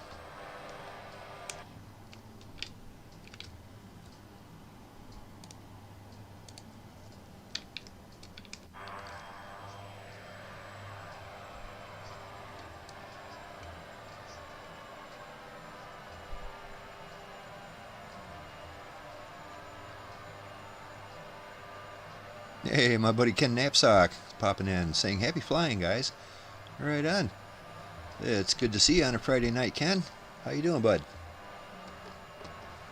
We're just coming up to our penultimate stop here. If you wanted to join us, you can meet us right here. We're going to be here for about 10 minutes.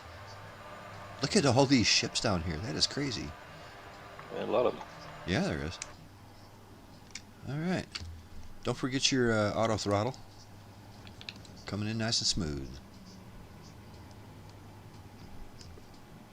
Okay, I got a slight overspeed situation happening here, but we're good. Yeah, me too. I got a lot of clicking noises. It's pretty picky about that, isn't it? I mean, it's like you got to stay within that window or it lets you know you're doing it wrong. Okay, this is a decently long runway though, so we'll be fine. We'll get down on the ground and kind of back taxi to somewhere here, and we'll park and just kind of take 10 minutes here. Oh, it's nice to actually come into a runway that they don't have trees right on both sides, and you got some room. Got a nice apron down here too. Mm-hmm. I'm liking this. That was one smooth landing right there. I didn't even have to use my reverse thrust.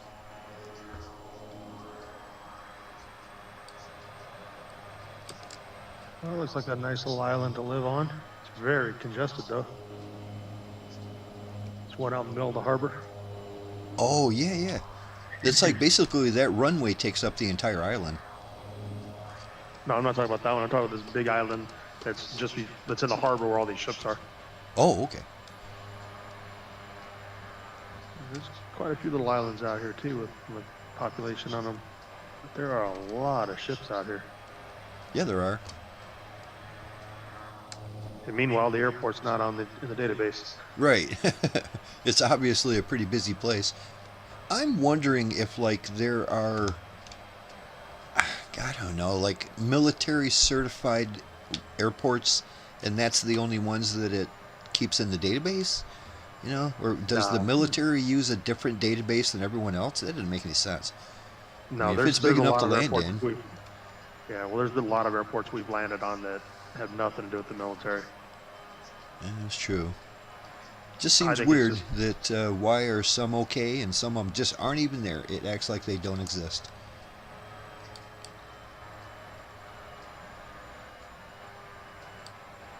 Longhorn Did they ever and answer Mia coming questions? in. Y'all are both looking pretty good.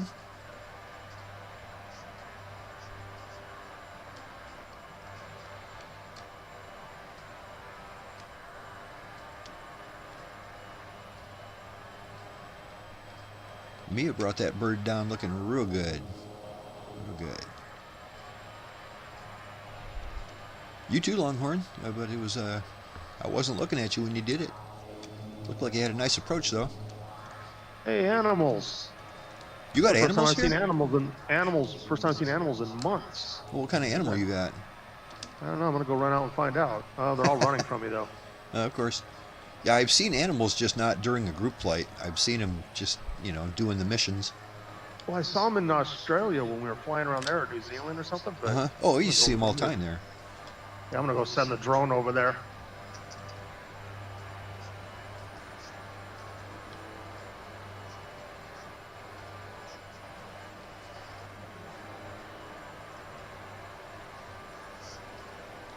They look like water buffaloes. Nice. Get Yeah, a picture Kineas of is it. right. This is a beautiful sunset landing here. Okay, we're going to call this 1/2 past the hour. And at 22, the top of whatever hour you're on, we're going to be taking off. We're back up in the air. Use this time wisely. Go down there and say to yourself, I'm going to allow this, and then hit the like and subscribe button. It's very empowering. It makes you feel good too. So do that, and we'll be back up in the air in about 8 minutes. Going to top off my cocktail here, and then everything is good. I'll be back momentarily. You going to grab another one of the fireballs? Oh, no, I'm on fire, man. I'm going for a lemonade this time. Oh, there you go.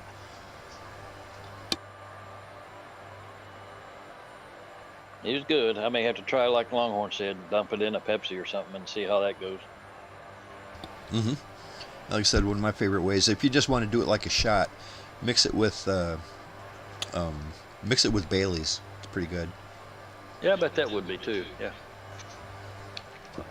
Oh. Yeah, I see your picture there, Longhorn. That's cool. I didn't even see him when I came in. Oh yeah.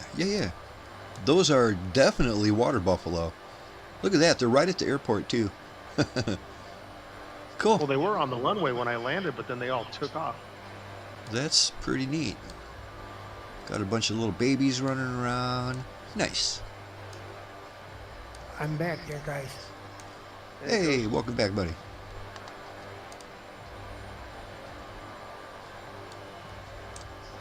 Yeah, it's been forever. I think the last time I saw animals during a group flight was when we were flying around Alaska. And there was bears at one of the airports we went to. There was a bear, but it was glitching. The bear looked like he was doing the swimming animation, but he wasn't in the water. He was on the land. So it looked like he was swimming through the land. It was kind of funny.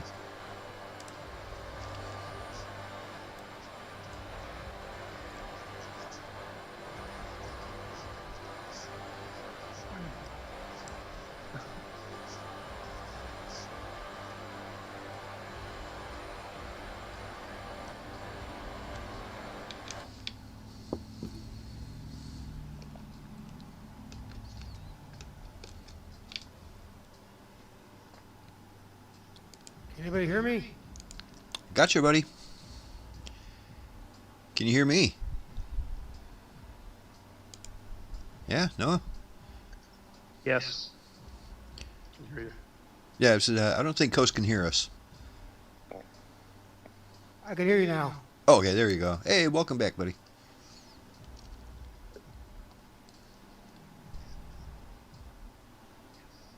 I'm there. You're not in the game with us, are you? No, I'm not in the game, No, Mike. okay. I was sitting here, minding my own business. My two monitors are going, and my second monitor went out like a light. Oh, no.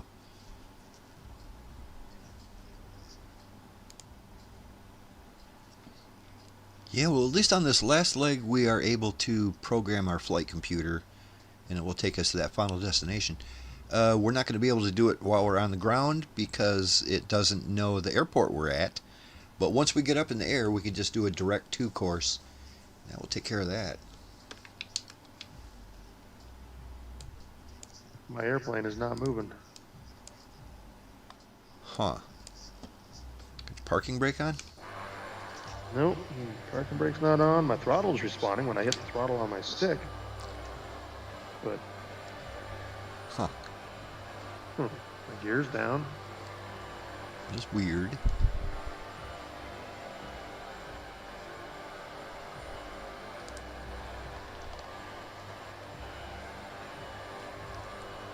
Alright.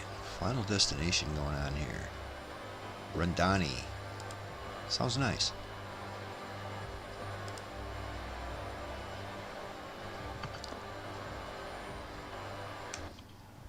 Looking at a heading of 089er. Oh, we're almost that way already.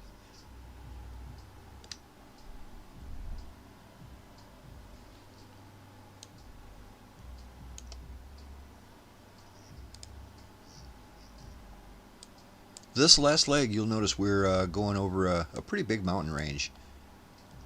We don't need to go any higher than 8,000 feet, but you can if you want to. 8,000 should be enough, especially if we stay to the left. See, the real tall stuff is just to the right of us. We're going to be coming in from the north anyway when we land at this runway. I know my flight plan says that it's counting on me coming in runway 35, but I'm not. I'm going to come in the opposite of that. Yeah, we're looking at runway 17 is the way I'm coming in. Once again, pretty big runway, 6,500 feet. Big enough for us. So we're going to be out of here in about 3 minutes. I'm going to go ahead and grab this runway and we'll get ready to go. It's like my props are disconnected from the engine or something. It's telling me prop overspeed when I give it throttle. Well, if I was you, I would go over to the knee board on the right hand side and tell it, you know how you can get the two options, cold and dark start or ready to fly. I'd click on that ready to fly. It's, as long as you're on the ground, it's not going to cause all the problems that it normally does, you know, with giving you full flaps and all that kind of stuff. You'll put your parking brakes on. But that usually fixes just about everything, and it doesn't erase your flight plan, even though we don't technically have a flight plan input. Okay guys, we're going to be out of here in about a minute and a half. Just like before, we're going to climb to 8,000 feet. We're turning to a heading of 089er. 089 at 8,000 feet. I'm going to maintain 250 knots indicated. That will get us there. Fixed my dual monitors. You fixed your what? I fixed my dual monitors. One went out. I went back and checked the connectors all the way down to the graphics card. No, and figured out which one it was, huh? Yeah, it was a connection to the graphics card. Are you on your old Windows 7 machine right now? My Windows 7 machine that was upgraded to Windows 10 by default. Oh, okay. It's a Windows 10 machine now. It used to be a Windows 7 machine. Right. And now it's the one you don't want. Well, you know, Windows 10 ain't too bad. Windows 11 ain't too bad, I suppose, if you're used to it. I don't like the way Windows 11 updates stuff when you don't want it to. It does that a lot. So, about 30 seconds, guys and girls. 30 seconds, and we are out of here. 8,000 feet, a heading of 089er, 250 knots indicated.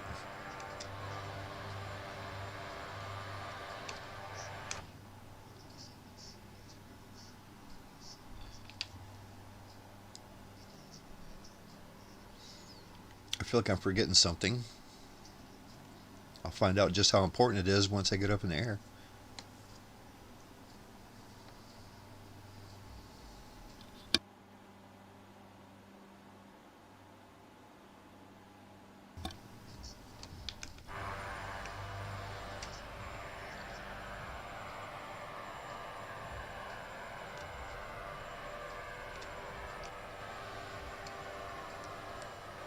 You ever get that squared away, Longhorn? Actually, you disappeared. It looks like you... Oh, no, there you're back up in the air. Yeah, I hit something on my keyboard that caused my plane to just immediately launch. Oh. But I can't get any throttle still. It launched me, but I keep hitting stall and it's about to crash. Oh, no. Did you try the ready to fly option? Yeah. Yeah, and that still didn't fix it, huh? Nope. Well, you might have to just respawn here. This is, what are we looking at? Whiskey Alpha 1 Alpha. Yeah, because I'm going down. Yep, I can see you going down in the woods over there. We'll send the fire trucks for you. Oh, you might make it to the airport. I don't know. There's cannibals over there. We're not quite in Papua New Guinea yet. You wouldn't want to crash in the woods at our final destination.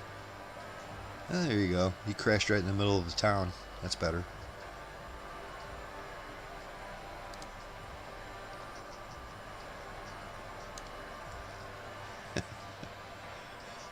All right, guys and girls, let's go ahead and get these birds up in the air. You should be able to catch us easily enough, Longhorn. We're going 250. So let's get rolling. Lazerbolt, spooling up and rolling.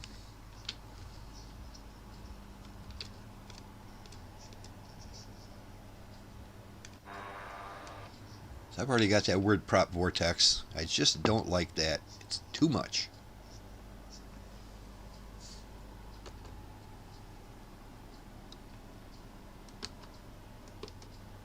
You guys notice that inside your cockpit is super quiet now? I don't hear my props or anything when I'm inside the cockpit, just from the outside. That's what I was saying last week when the only thing mentioned was that auxiliary pump was Yeah. the volume of that was turned down, but it seemed to have turned everything down. It turned everything down, yeah. I can't hear my engines or nothing. From the outside, everything sounds fine. Yep. And there is that weird cartoony effect. I hate that. There's going to be all kinds of people complaining about that. I'm sure they're going to change it up. Just dial it back a little, you know? It's just too much. It looks cartoony, it's so much. Yeah, I agree.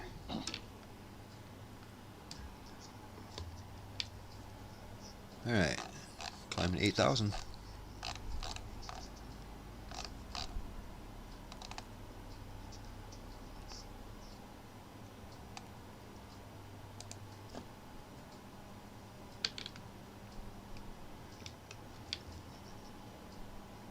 Engage.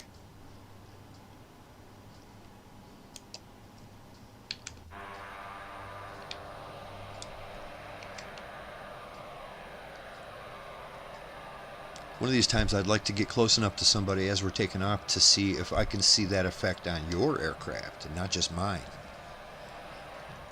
I'm guessing I can probably only see it on mine. And that's for everyone, you know. They can only see their Yeah. own.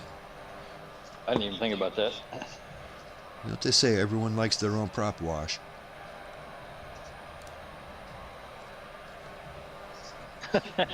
I remember, and it makes me think about my younger days when I first started working on C-130s. They would try to get the young guys to go to the bench stock and get a bucket of prop wash. Send you for something that doesn't exist. Exactly.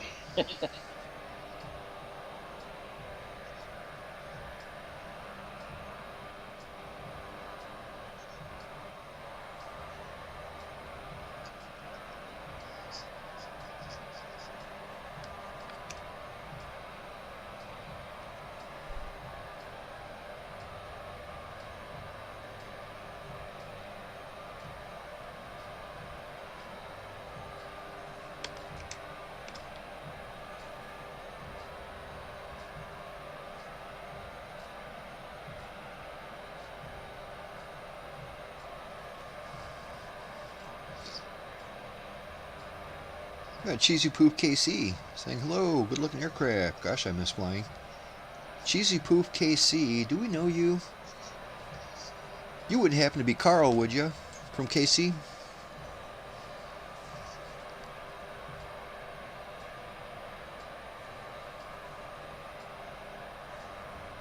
Nope, not Carl. I've heard that name. I think maybe I've seen you in the chat before.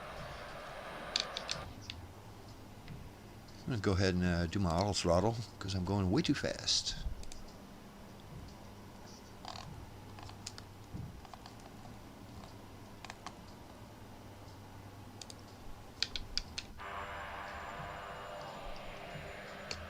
Well, I see you back at the airport, Longhorn. Hopefully sorted out your situation. You can get back with us.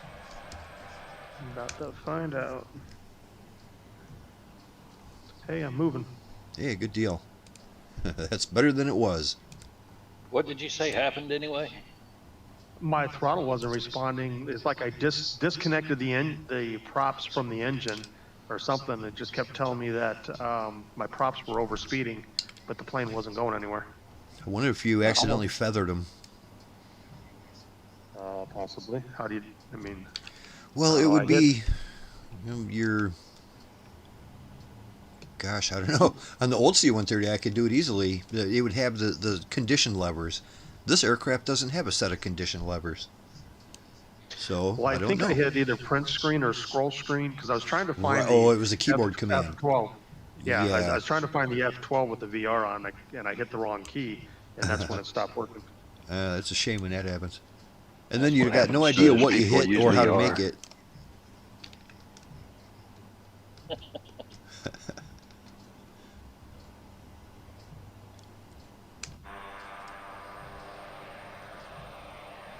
We do have a nice little sunset going on here. It's beautiful. Yeah, it is nice. I did an early evening like you suggested, and yeah, it does look pretty nice. Yeah, we are in West New Guinea right now. The Indonesian part of the island of New Guinea. I'm imagining this mountain range we're going over. You wouldn't want to crash down there. Don't go wandering around in this mountain range.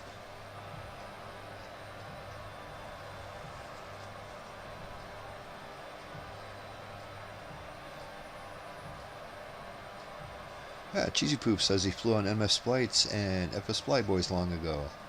And yes, we are flying FS 2024. Cheesy Poop. Okay, that's why I've heard that name. Long time visitor to us over here at MS Flights.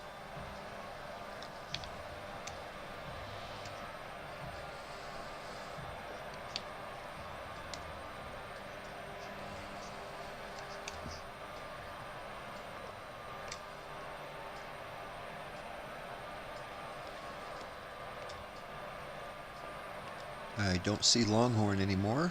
That's not a bad sign. No, I'm here. Are you? I lost your name tag. Yeah. That's because I was almost in the ocean. Oh, I see. I think you might. Oh, okay, I see you. You're back there. I've got the sunset going, so I can barely see your name tag. I think that's it.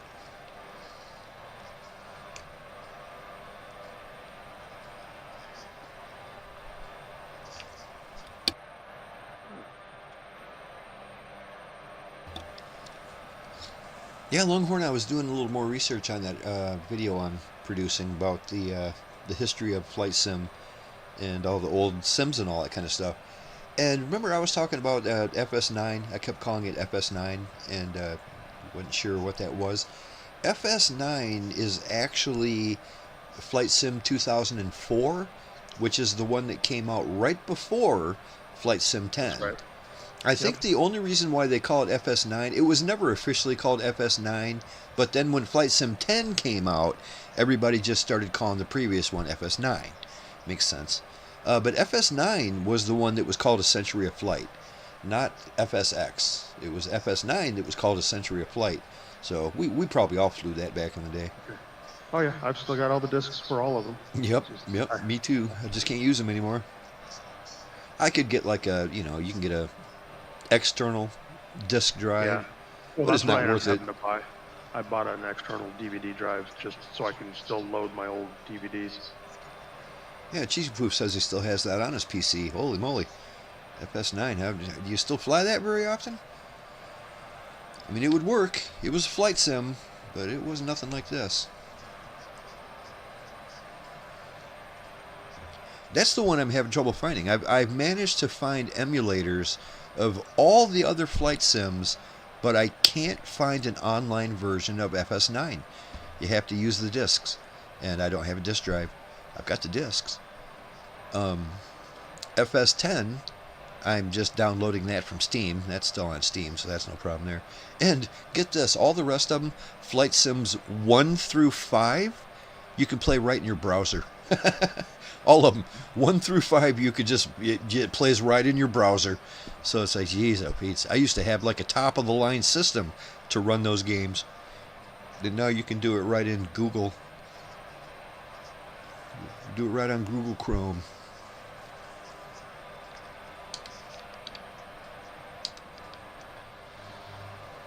Be aware that this mountain range 8,000 is going to be just barely to get enough to get over, and if you're not in the right spot, it might not be enough. So if you follow the pink line, it will take you right through this little saddle shape area and you'll be okay. Or you just go up to like 9,000 and you won't have to worry about nothing.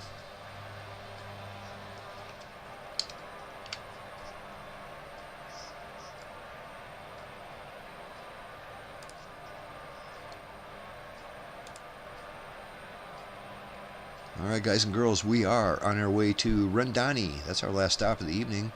Rendani at Whiskey Alpha Uniform. And we're doing runway 17 when we get there. Count on 17. We have 6,500 feet of asphalt. That's plenty. We're looking at a heading of 177 magnetic. 177 magnetic for runway 17.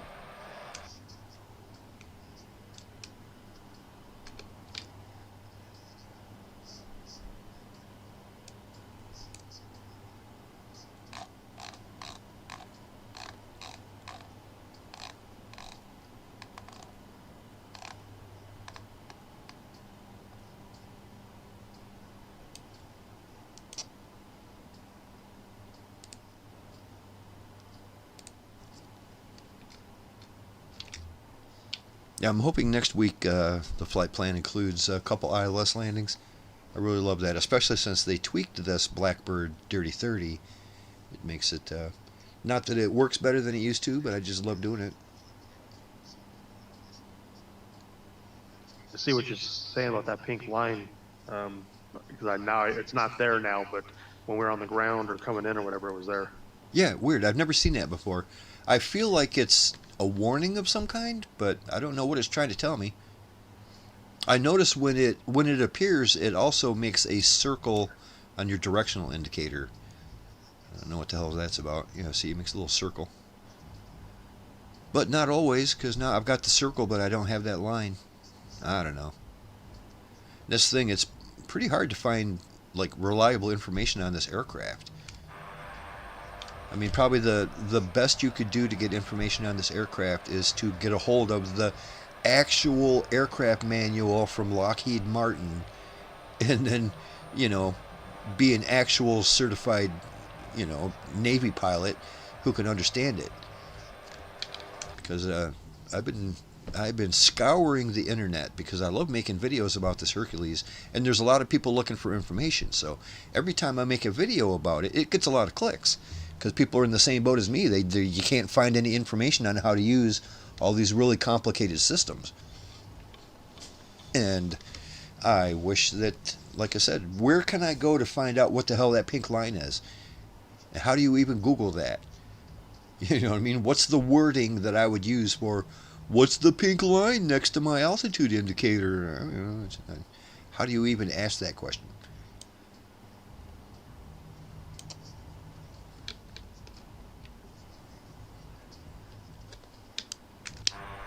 It doesn't seem to be causing any problems. As a matter of fact, the last couple landings I made were just perfect. Every time I had to use my the pitch wheel. Pitch wheel's working great now.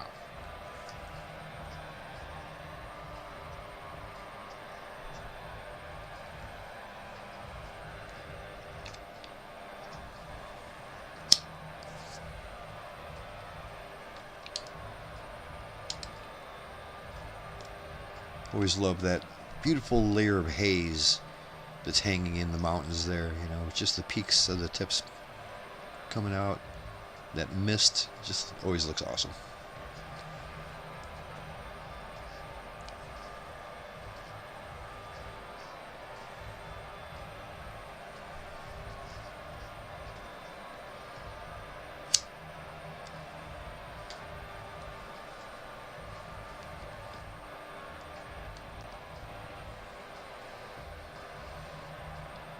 Yeah, it's supposed to be about 50 degrees tomorrow. I'm loving that. I'll go wash my car. It needs it.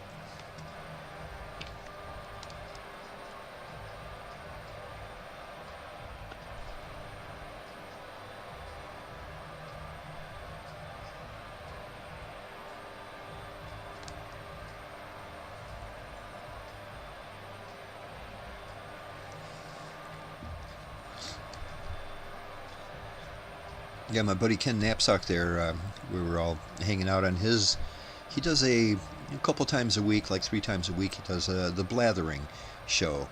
That's fantastic. If anybody likes that kind of stuff, please check it out. It's a lot of fun. It's a great vibe going on, and it's a great community, and he's a great host.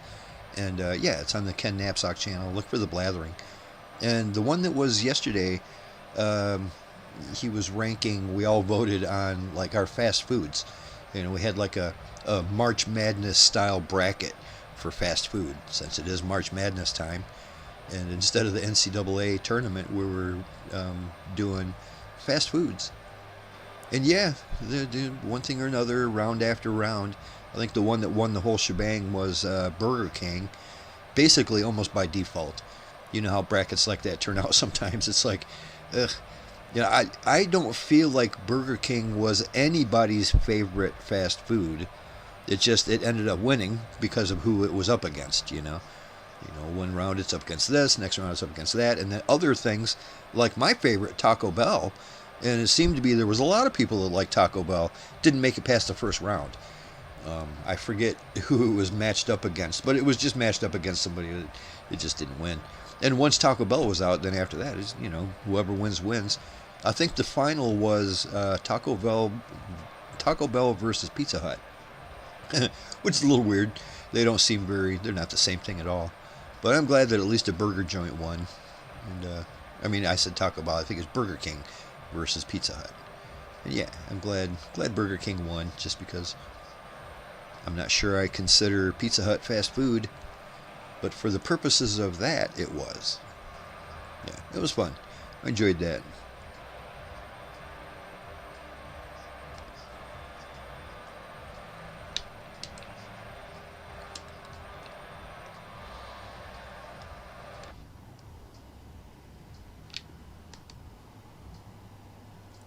I'm pretty sure I'm going to make it over this mountain range, but it looks like it's going to be close. One thing I didn't do is I did not do my direct to course, so I'm going to do that right now just for the fact that it'll give me a distance. Okay, what are we looking at here?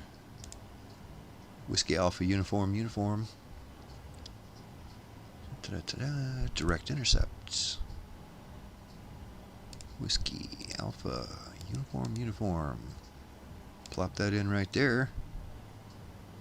Hit the execute, and we are good to go. 85 miles out. Look at me with the ability to tell how far away we are. Could do that all night.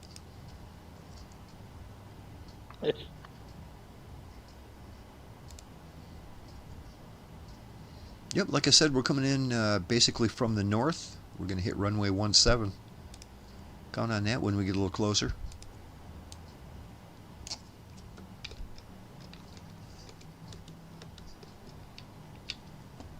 Cool, 82 miles out.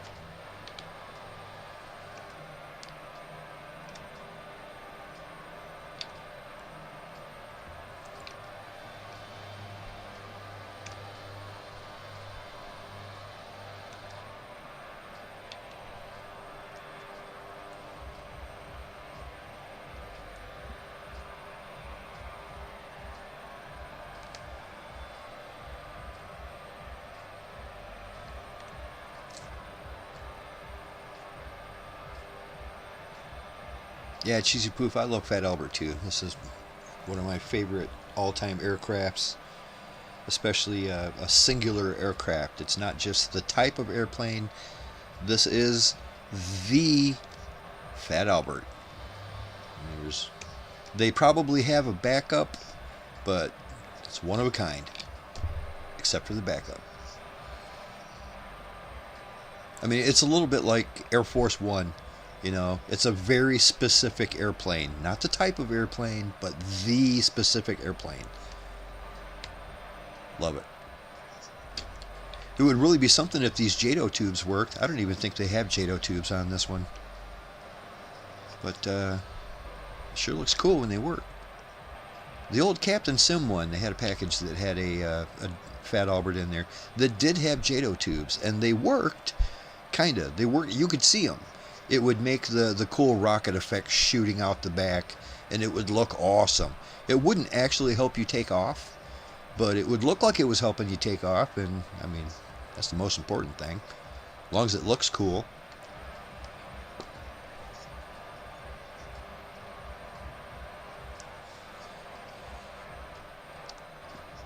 As far as I know, that's the only C-130 I've ever seen that had that JATO, the jet assisted takeoff, is the Fat Albert. I've never seen another one that had that. Yeah, I've never been around one that had one installed either in my years in service.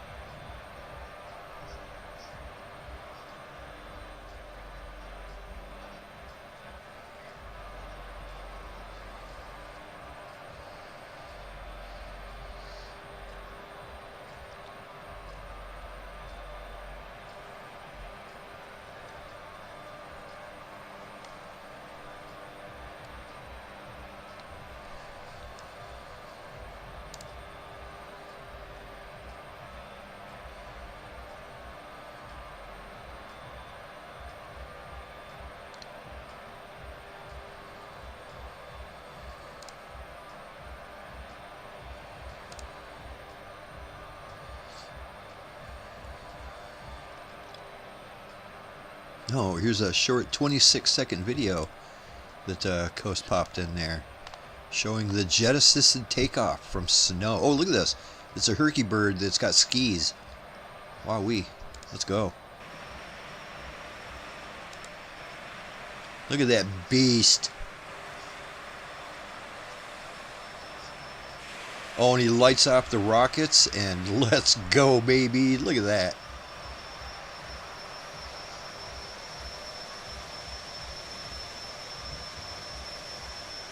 Freaking whoosh.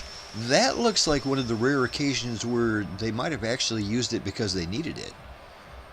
You know what I mean? It wasn't just for an air show because it looks cool. They needed it because that snow has so much drag they couldn't get up to speed. That's neat. Thanks for sharing that, Coast.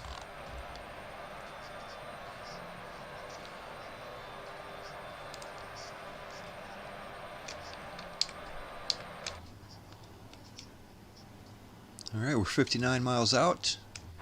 I'm going to give it a few more, maybe another 30 miles or so. I'm going to decide what to do on this landing.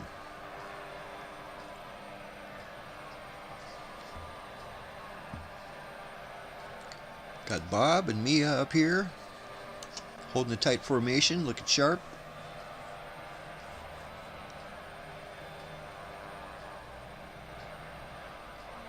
Yep, right on your 6, man. Looking good.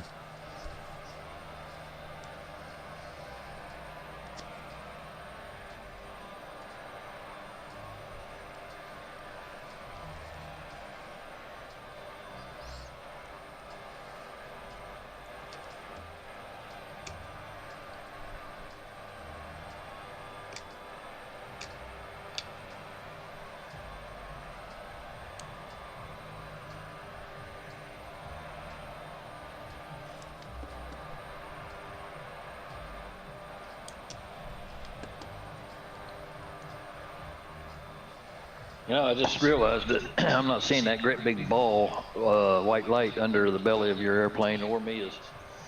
Yeah, I think they must have tweaked that, because that was a bit much too. Yeah. You could Yeah, I'm certainly glad find that's anybody, because like I said, it was like you said, it was a big old ball of light, and the size of that ball never changed, no matter how far away or how close you were. So it's like you could be really far away, and all you could see is that giant glowing ball. Glad they fixed that.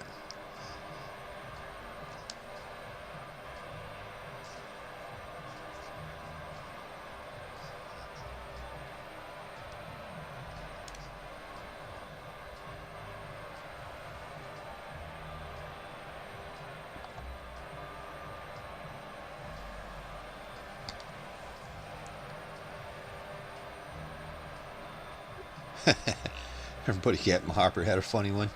It's not a C-130, that's a Ski 130. Nice. Good one, Cap.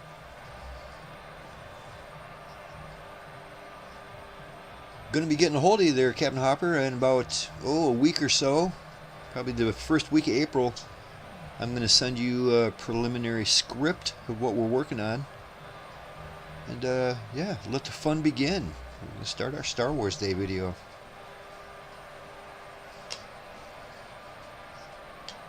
Now I just have to finish writing the script. It's like I've got the idea. The story's written. You know how it is. It's in my head. It's complete. It's done. Every shot is complete in my head. But to somehow get that down onto paper, that's torturous for me. I hate writing so much. But it's like, I got to get it out of my head and onto paper so I can share it with the other people who are helping me with it. And I just, I'm not a script writer. I very much hate writing scripts, man. But like I said, it's done in my head. Every single shot is complete already. The video's ready. It's done. If I could just plug my head into my computer, y'all would love the video. It's great.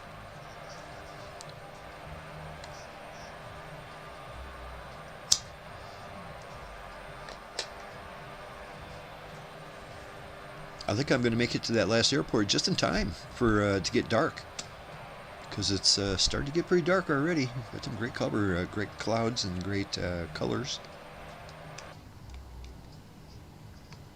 41 miles out. I'm going to go ahead and turn left here to a heading of 060. And we'll be thinking about doing my descent here shortly. Oh, that's nice too. My terrain awareness radar actually has the flight plan on there. I love that. Yes, it should. Your radar map should do it, and your TAL's radar should both have that. Awesome. And I love the way they fixed it so it sweeps across the map. You can see the radar itself filling in the map. That's pretty cool. That's how it's supposed to be. Nice touch, Blackbird Simulations. Knocking it out of the park with this here Dirty 30. Next week I'm definitely going to try to include a couple instrument landings that we can do and test out that system a little more. I did a few instrument landings during the week just to see how it's working compared to how it used to. And it always worked pretty good.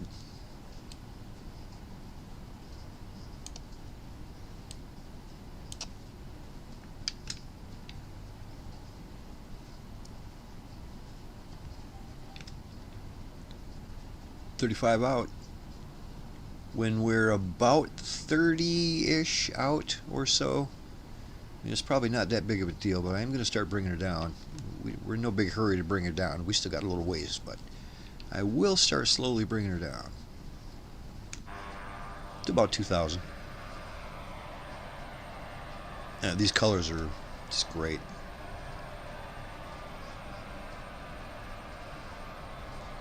I was going to say this might be next week's thumbnail right here, but how many thumbnails do I need that have a beautiful C-130 in the sunset? So try to get something a little different, so people know it's a different flight, you know what I mean?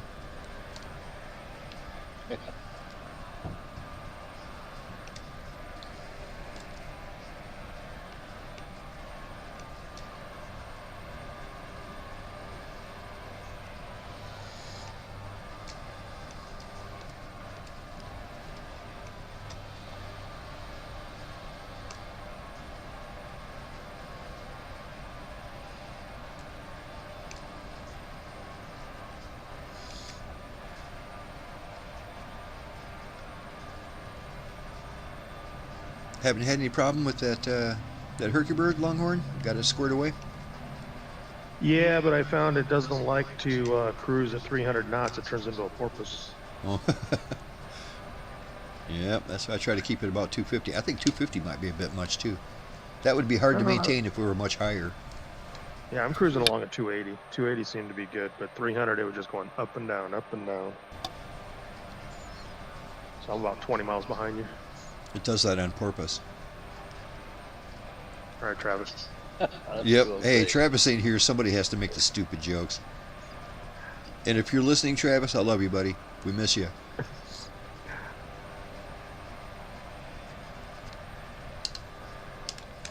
All right, it is time for me to start bringing her down. Big time. Yeah, I just cleared the mountain range. All right, let's see here. I'm going to bring it down to about 2,000 again. It's a good way to do it. It's not too high, but it's high enough.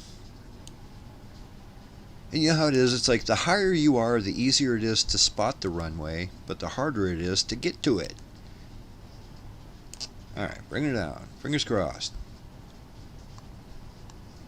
Wonderful. It has worked every single time tonight. You just give it a little bump and it goes in the direction you want it to. It hasn't done that for the past 6 months, I'll tell you that. Good deal.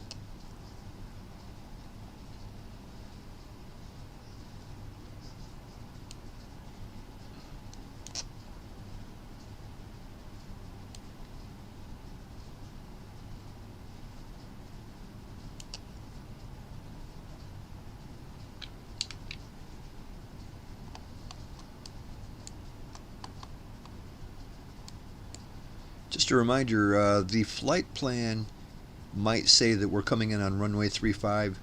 We are not. We are coming in on runway 17. Yep, 17.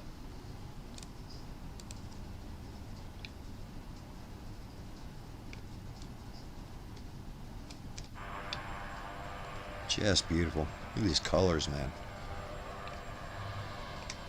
I've got my tactical baby blue lights going on right now that's getting dark enough to see them. I love those. That's a real soothing color and it looks cool.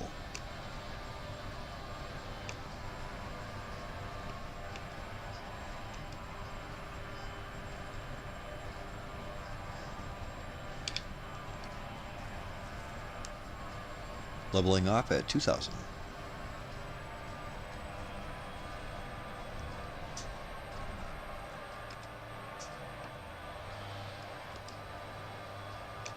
Alright, we should see that airport here before too soon. There is a little bit of a mountain range.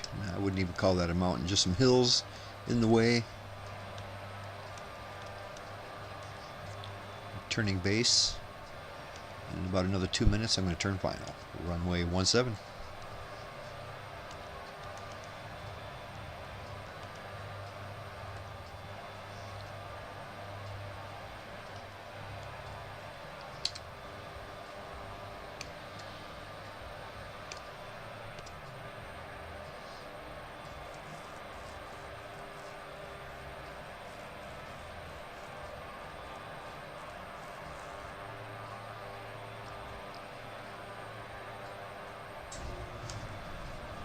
One thing that I really like every time that, well, this is especially because the Blackbird Simulations just bumped this aircraft up to the release version.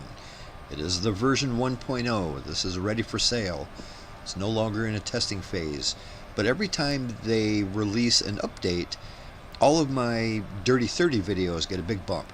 Everybody starts searching for information on the Dirty 30, and I've got a lot of information on Dirty 30. And it's kind of hard to find good information on it. And so yeah, all my videos dealing with like startup procedures and how to do an ILS landing and all that, they're getting a nice little bump this week, so that's cool. I love that.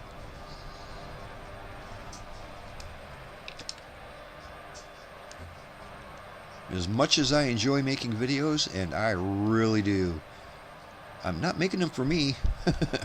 I'm making them for other people to see them technically, you know. Although for 8 years, I just did it for fun. I wasn't making any money doing it, but I still did it just because I enjoy it. And now, finally, I can share them with people.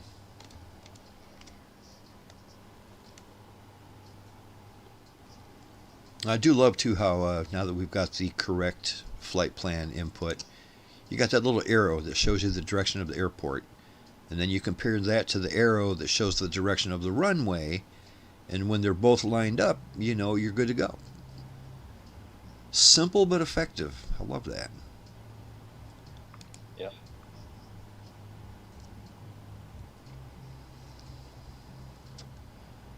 It's funny how I'm over the water at 2,000 feet, and it's complaining that I'm too low because of the terrain.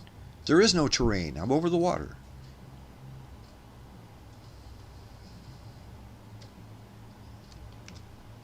Alright, only 14 out though. Might be somewhat about time to start slowing down a little bit. I'm going to bring it down to about 220. Actually, I'm going to bring it down to about 200, and we can start slowly adding notches of flaps. Get this bird slowed down on the ground.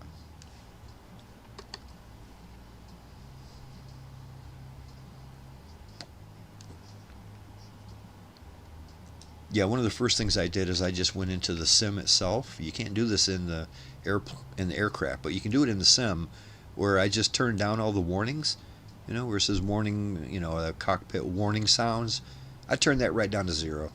I was tired of hearing it.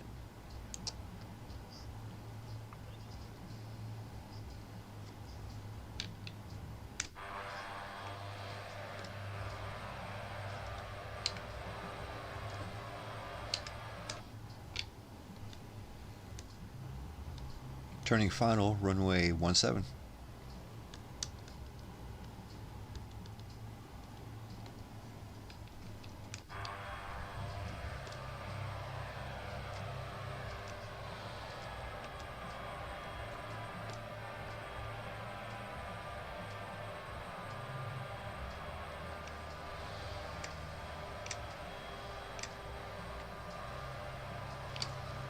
I think I have the airport in sight.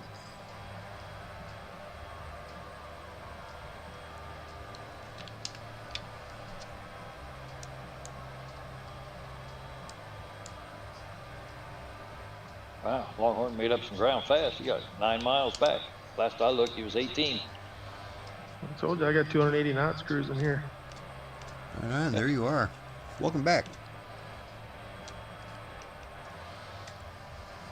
I could have bumped up my horsepower too, huh?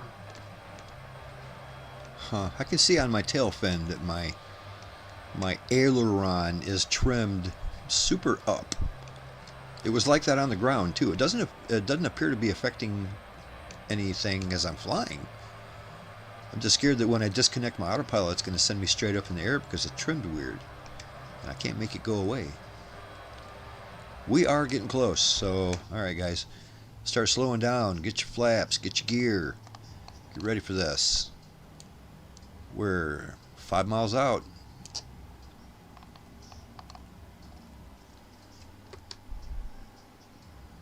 Okay, I just gave myself a master caution here. Getting a little too crazy with my flaps.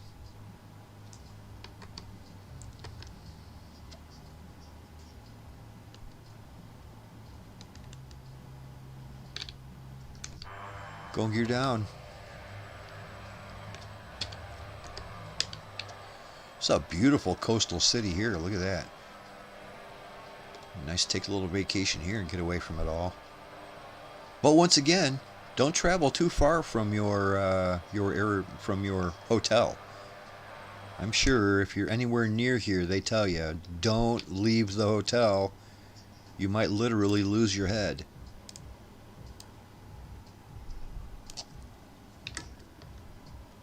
All right. Good approach here. Don't forget your auto throttle. It's my #1 thing I like to forget. By the time you realize it, it's too late.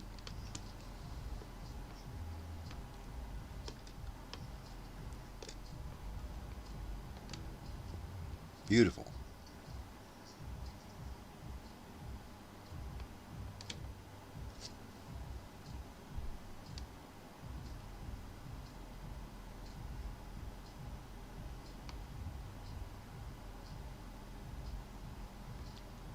Yeah, it is a little bit weird that the cockpit is so quiet. Can't hear nothing in there. I think that might need to be adjusted a little bit too on their end. Do you have headphone settings on in your sounds? Uh-uh.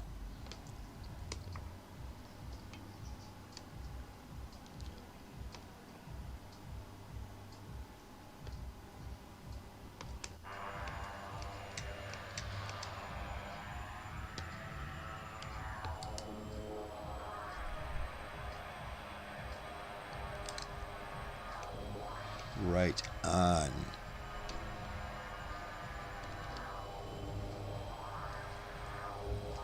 I'm going to exit the runway to the right here, and we'll find a place to park up, and we'll look really cool that way.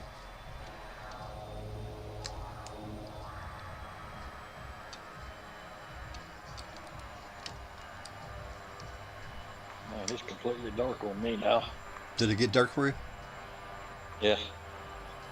I think Longhorn went past the runway. No, He's I just behind me. got there. You going for 17 or 35? 17. Oh.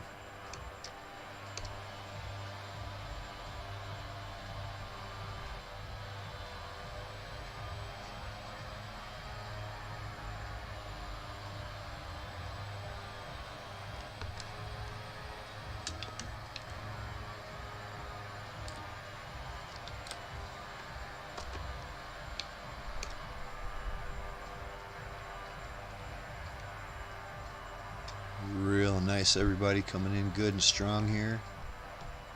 Just like you guys know what you're doing. I love that.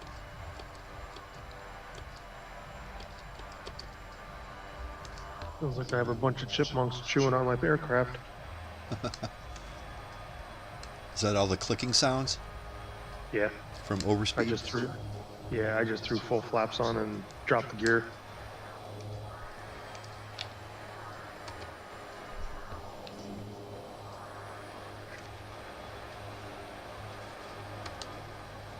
Yeah. Laser, you're parking in the grass. We got a big, nice apron over there on the other side. Do we? Well, I suppose Right we in do. front of That's you, where right the that's where the airport is. Yeah, I just kind of wanted to park in front of these houses because they look so nice. Okay, that's cool. Sure, they're not going to appreciate the sound of your engines. I'm sure they don't. They probably don't appreciate all the dirt I'm kicking off that direction too. Their houses are getting pelted by pebbles. Right on. Kodiak got that bird down. Nice. Longhorn looks like he's on target. Coming in. Damn reverse thrust again. I keep forgetting about that.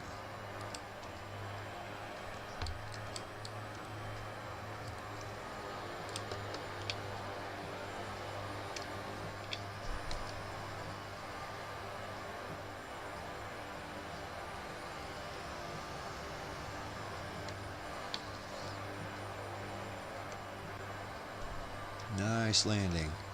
Good hit them brakes though. Good deal. Yeah, I'm noticing it whatever they tweaked, I think they tweaked the curve on the throttle. It makes it a lot easier to do the landing now, because it used to be you're coming in for a landing and you'd pull back a little bit too much and it would just stop. You would just fall out of the sky. And it doesn't seem to do that anymore, which is resulting in us having longer landings than in previous, iterations of the bird. We're using a little more runway to land, but it's a lot more realistic, and it's not just, it used to be you'd get over the threshold and you'd just fall out of the sky.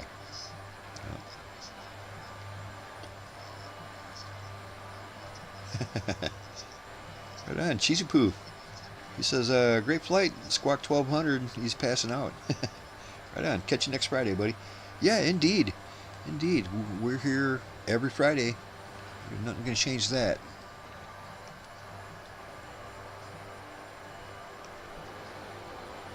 The trick is to go in reverse with that C-130 without doing a wheelie. Can you do it without doing a wheelie, my man? Let's see.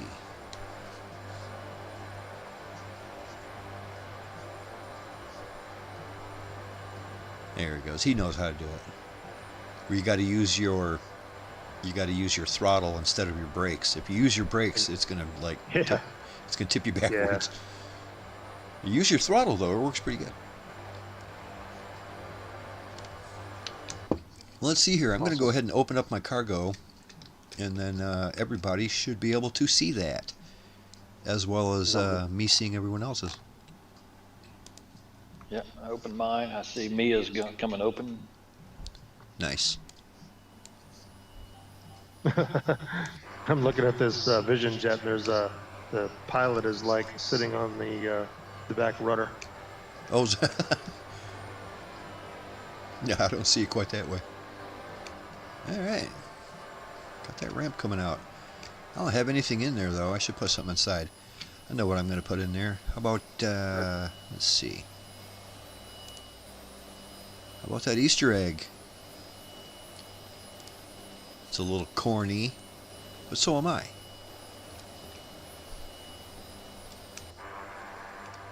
Does it say anything about the power unit if you hook up your power unit? Because I got mine out. You don't see mine, the power unit sitting there, do you? Well, let me see. I know they said they made it smaller apparently because it apparently was like gigantus. Oh, that's awesome. I see all of our, like Mia's got her tailgate down. We all got our tailgate down. We all have our running lights on, and that's beautiful. I do have your power unit up there, Wingnut, and that's pretty sharp. Well, dope. Tell you what, they really put it in. Oh, as soon as I shut off my aircraft, it wants to lift up my gate. Nope, it put it back down. Good deal.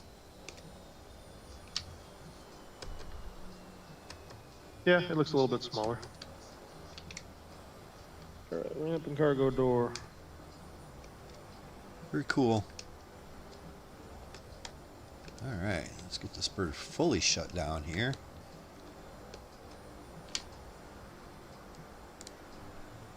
Door.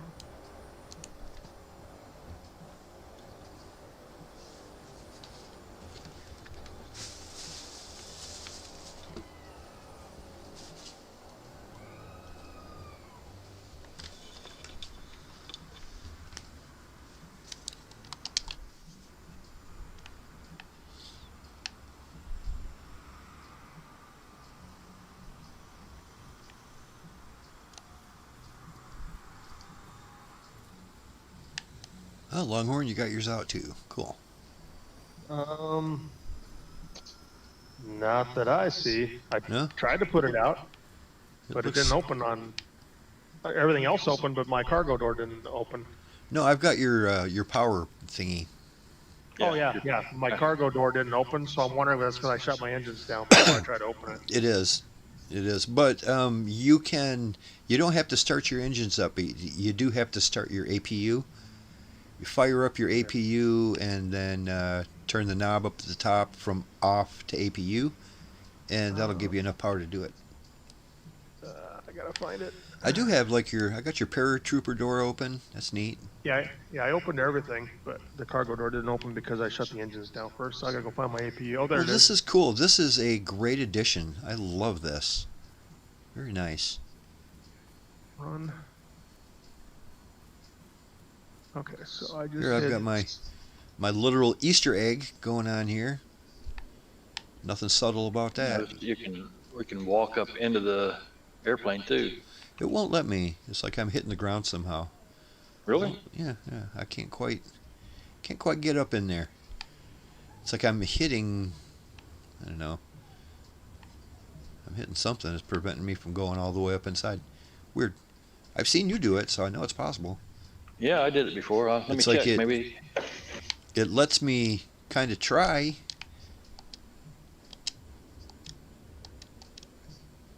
There's no jump button, otherwise I could just jump over. It looks like I'm getting stopped by that 5-inch lip. Yeah, it won't let me up there. I wonder if it's because I'm using the Easter egg. Like they don't want you to get too close or something. That'd be silly.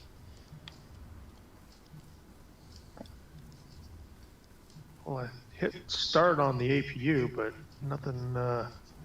Says it's 100 RPM, or actually 543 RPM.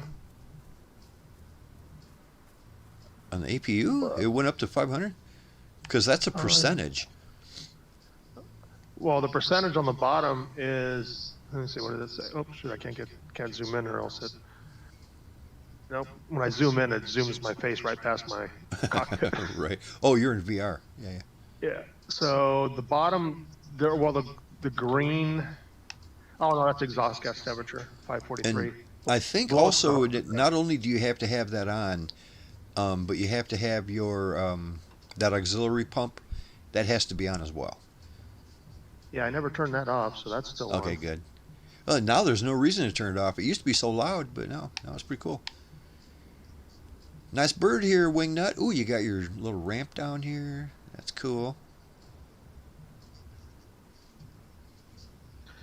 Neat. Oh, it says, I've got yellow warning, says utility battery discharge and AV battery discharge. I I got see. the Even with your APU, there's not enough power. That's weird. Hmm. Oh, is your battery switch on? Might have Where to is have that? that on. It's right up there in the upper panel. Is it? Okay, fuel Um, management. Upper panel to the right of, like, you've got your 4 generator switches, and it's on the right just below the last generator switch. It's a big toggle switch. Yeah, yeah. It's right on the, it just says electrical. It's a little dark though. Yeah, I put mine down before I shut my engines off. That's saved me a little hassle.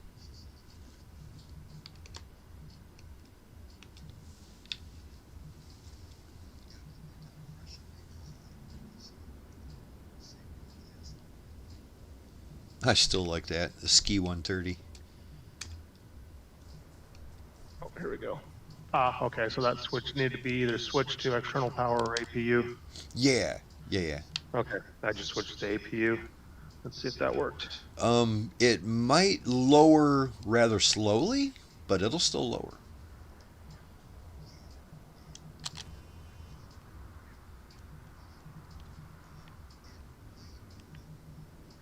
Just a beautiful evening here in Papua New Guinea.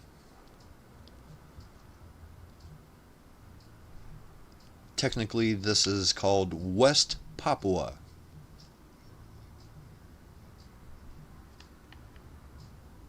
On the island of New Guinea.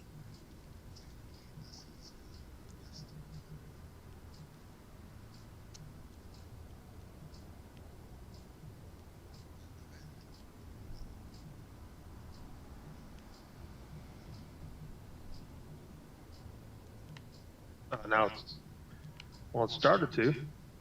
Partially open. The front half opened, or the top half opened. Right.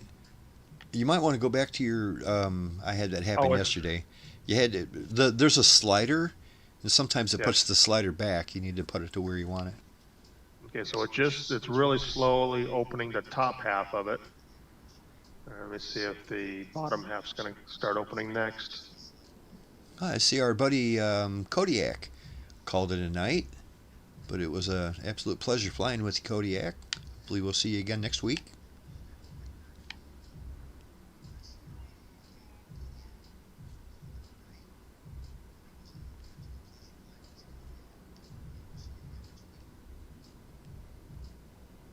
So the ramp didn't open. The cargo door opened, but it says requested ramp position. It says 100%, but... Try using the switch down on your main console, just below your CNIMU or your flight computer. There's a switch there for both ramp and door under the delivery system. Kind of looks like it's going down now, or at least it started. Yeah, I see that. Yeah, the little white line is slowly moving. It's about 10% right now. Nope, 13%. Is it going or no? Nope, it stopped again. Okay, well, I think it has to do with my power. I'm on the APU. I'm going to switch to the external power. Let's see if that makes it any stronger. It shows you sitting in your cargo compartment. You're just floating there, sitting down, chilling. It's funny.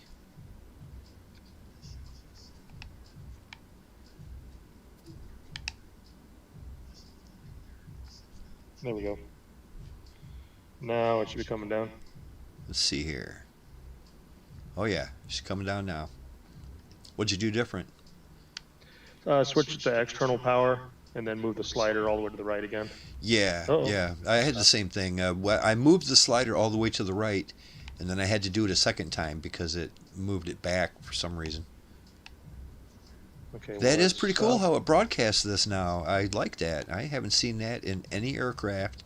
This can't be the first time that they've done that, but I've never had an aircraft that it transmitted all that stuff.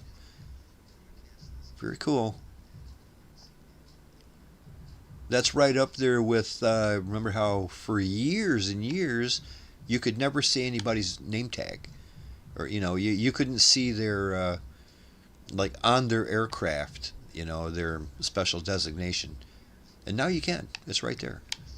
And that's something that it never seemed like it'd be that hard to do, but it took them till now to do it. I mean, finally. See if I can let the air out of these tires right here. Well, Yeah, I can't walk up my ramp. I can't walk up my ramp either. Yeah, I couldn't either. But when I switched to my drone camera, I can fly my drone up in there.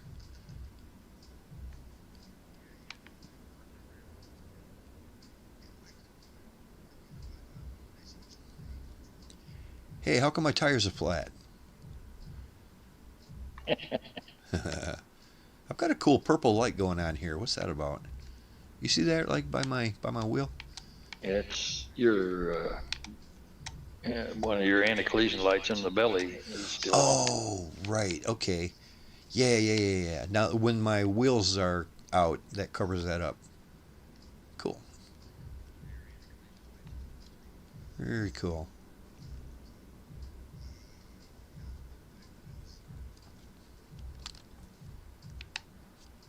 Yeah, your ramp just opened as I walked up to it. Mine? Well, the little tiny ramps at the end of the big ramp, they just folded down. Yeah, like the things were like just big enough for tires to drive over. Yeah. Yep, I can't cool. walk up your ramp either. Your cargo's empty. Is it? Yeah, I noticed yours was too. Maybe Okay, it doesn't transmit your cargo, but it does Yeah, everything really? else apparently. Yeah, I've got that Easter egg going, that purple egg. I don't know. Yeah, I've got It's the kind of hum- stupid, the- but I like it. I like stupid. I've got the Humvee in mine. I put a pallet on mine. Neat. Yeah, everybody's got just empty seats in their cargo compartment.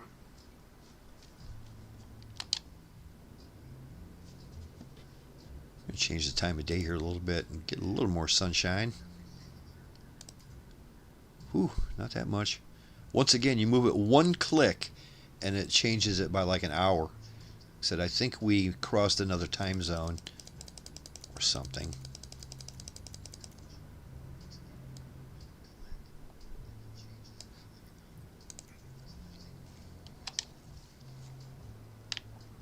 Cool.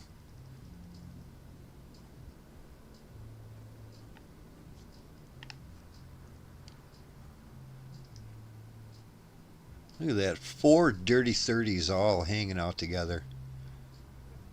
Blackbird Simulations, eat your heart out, buddies.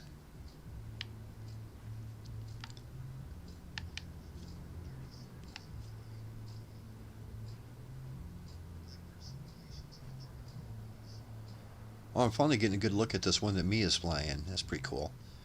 I like how it has like white outlines around some of the doors and such. Pretty neat.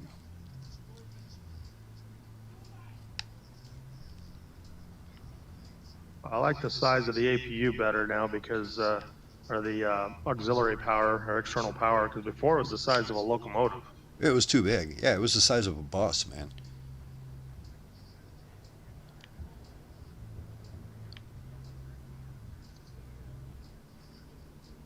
Yep, just awesome.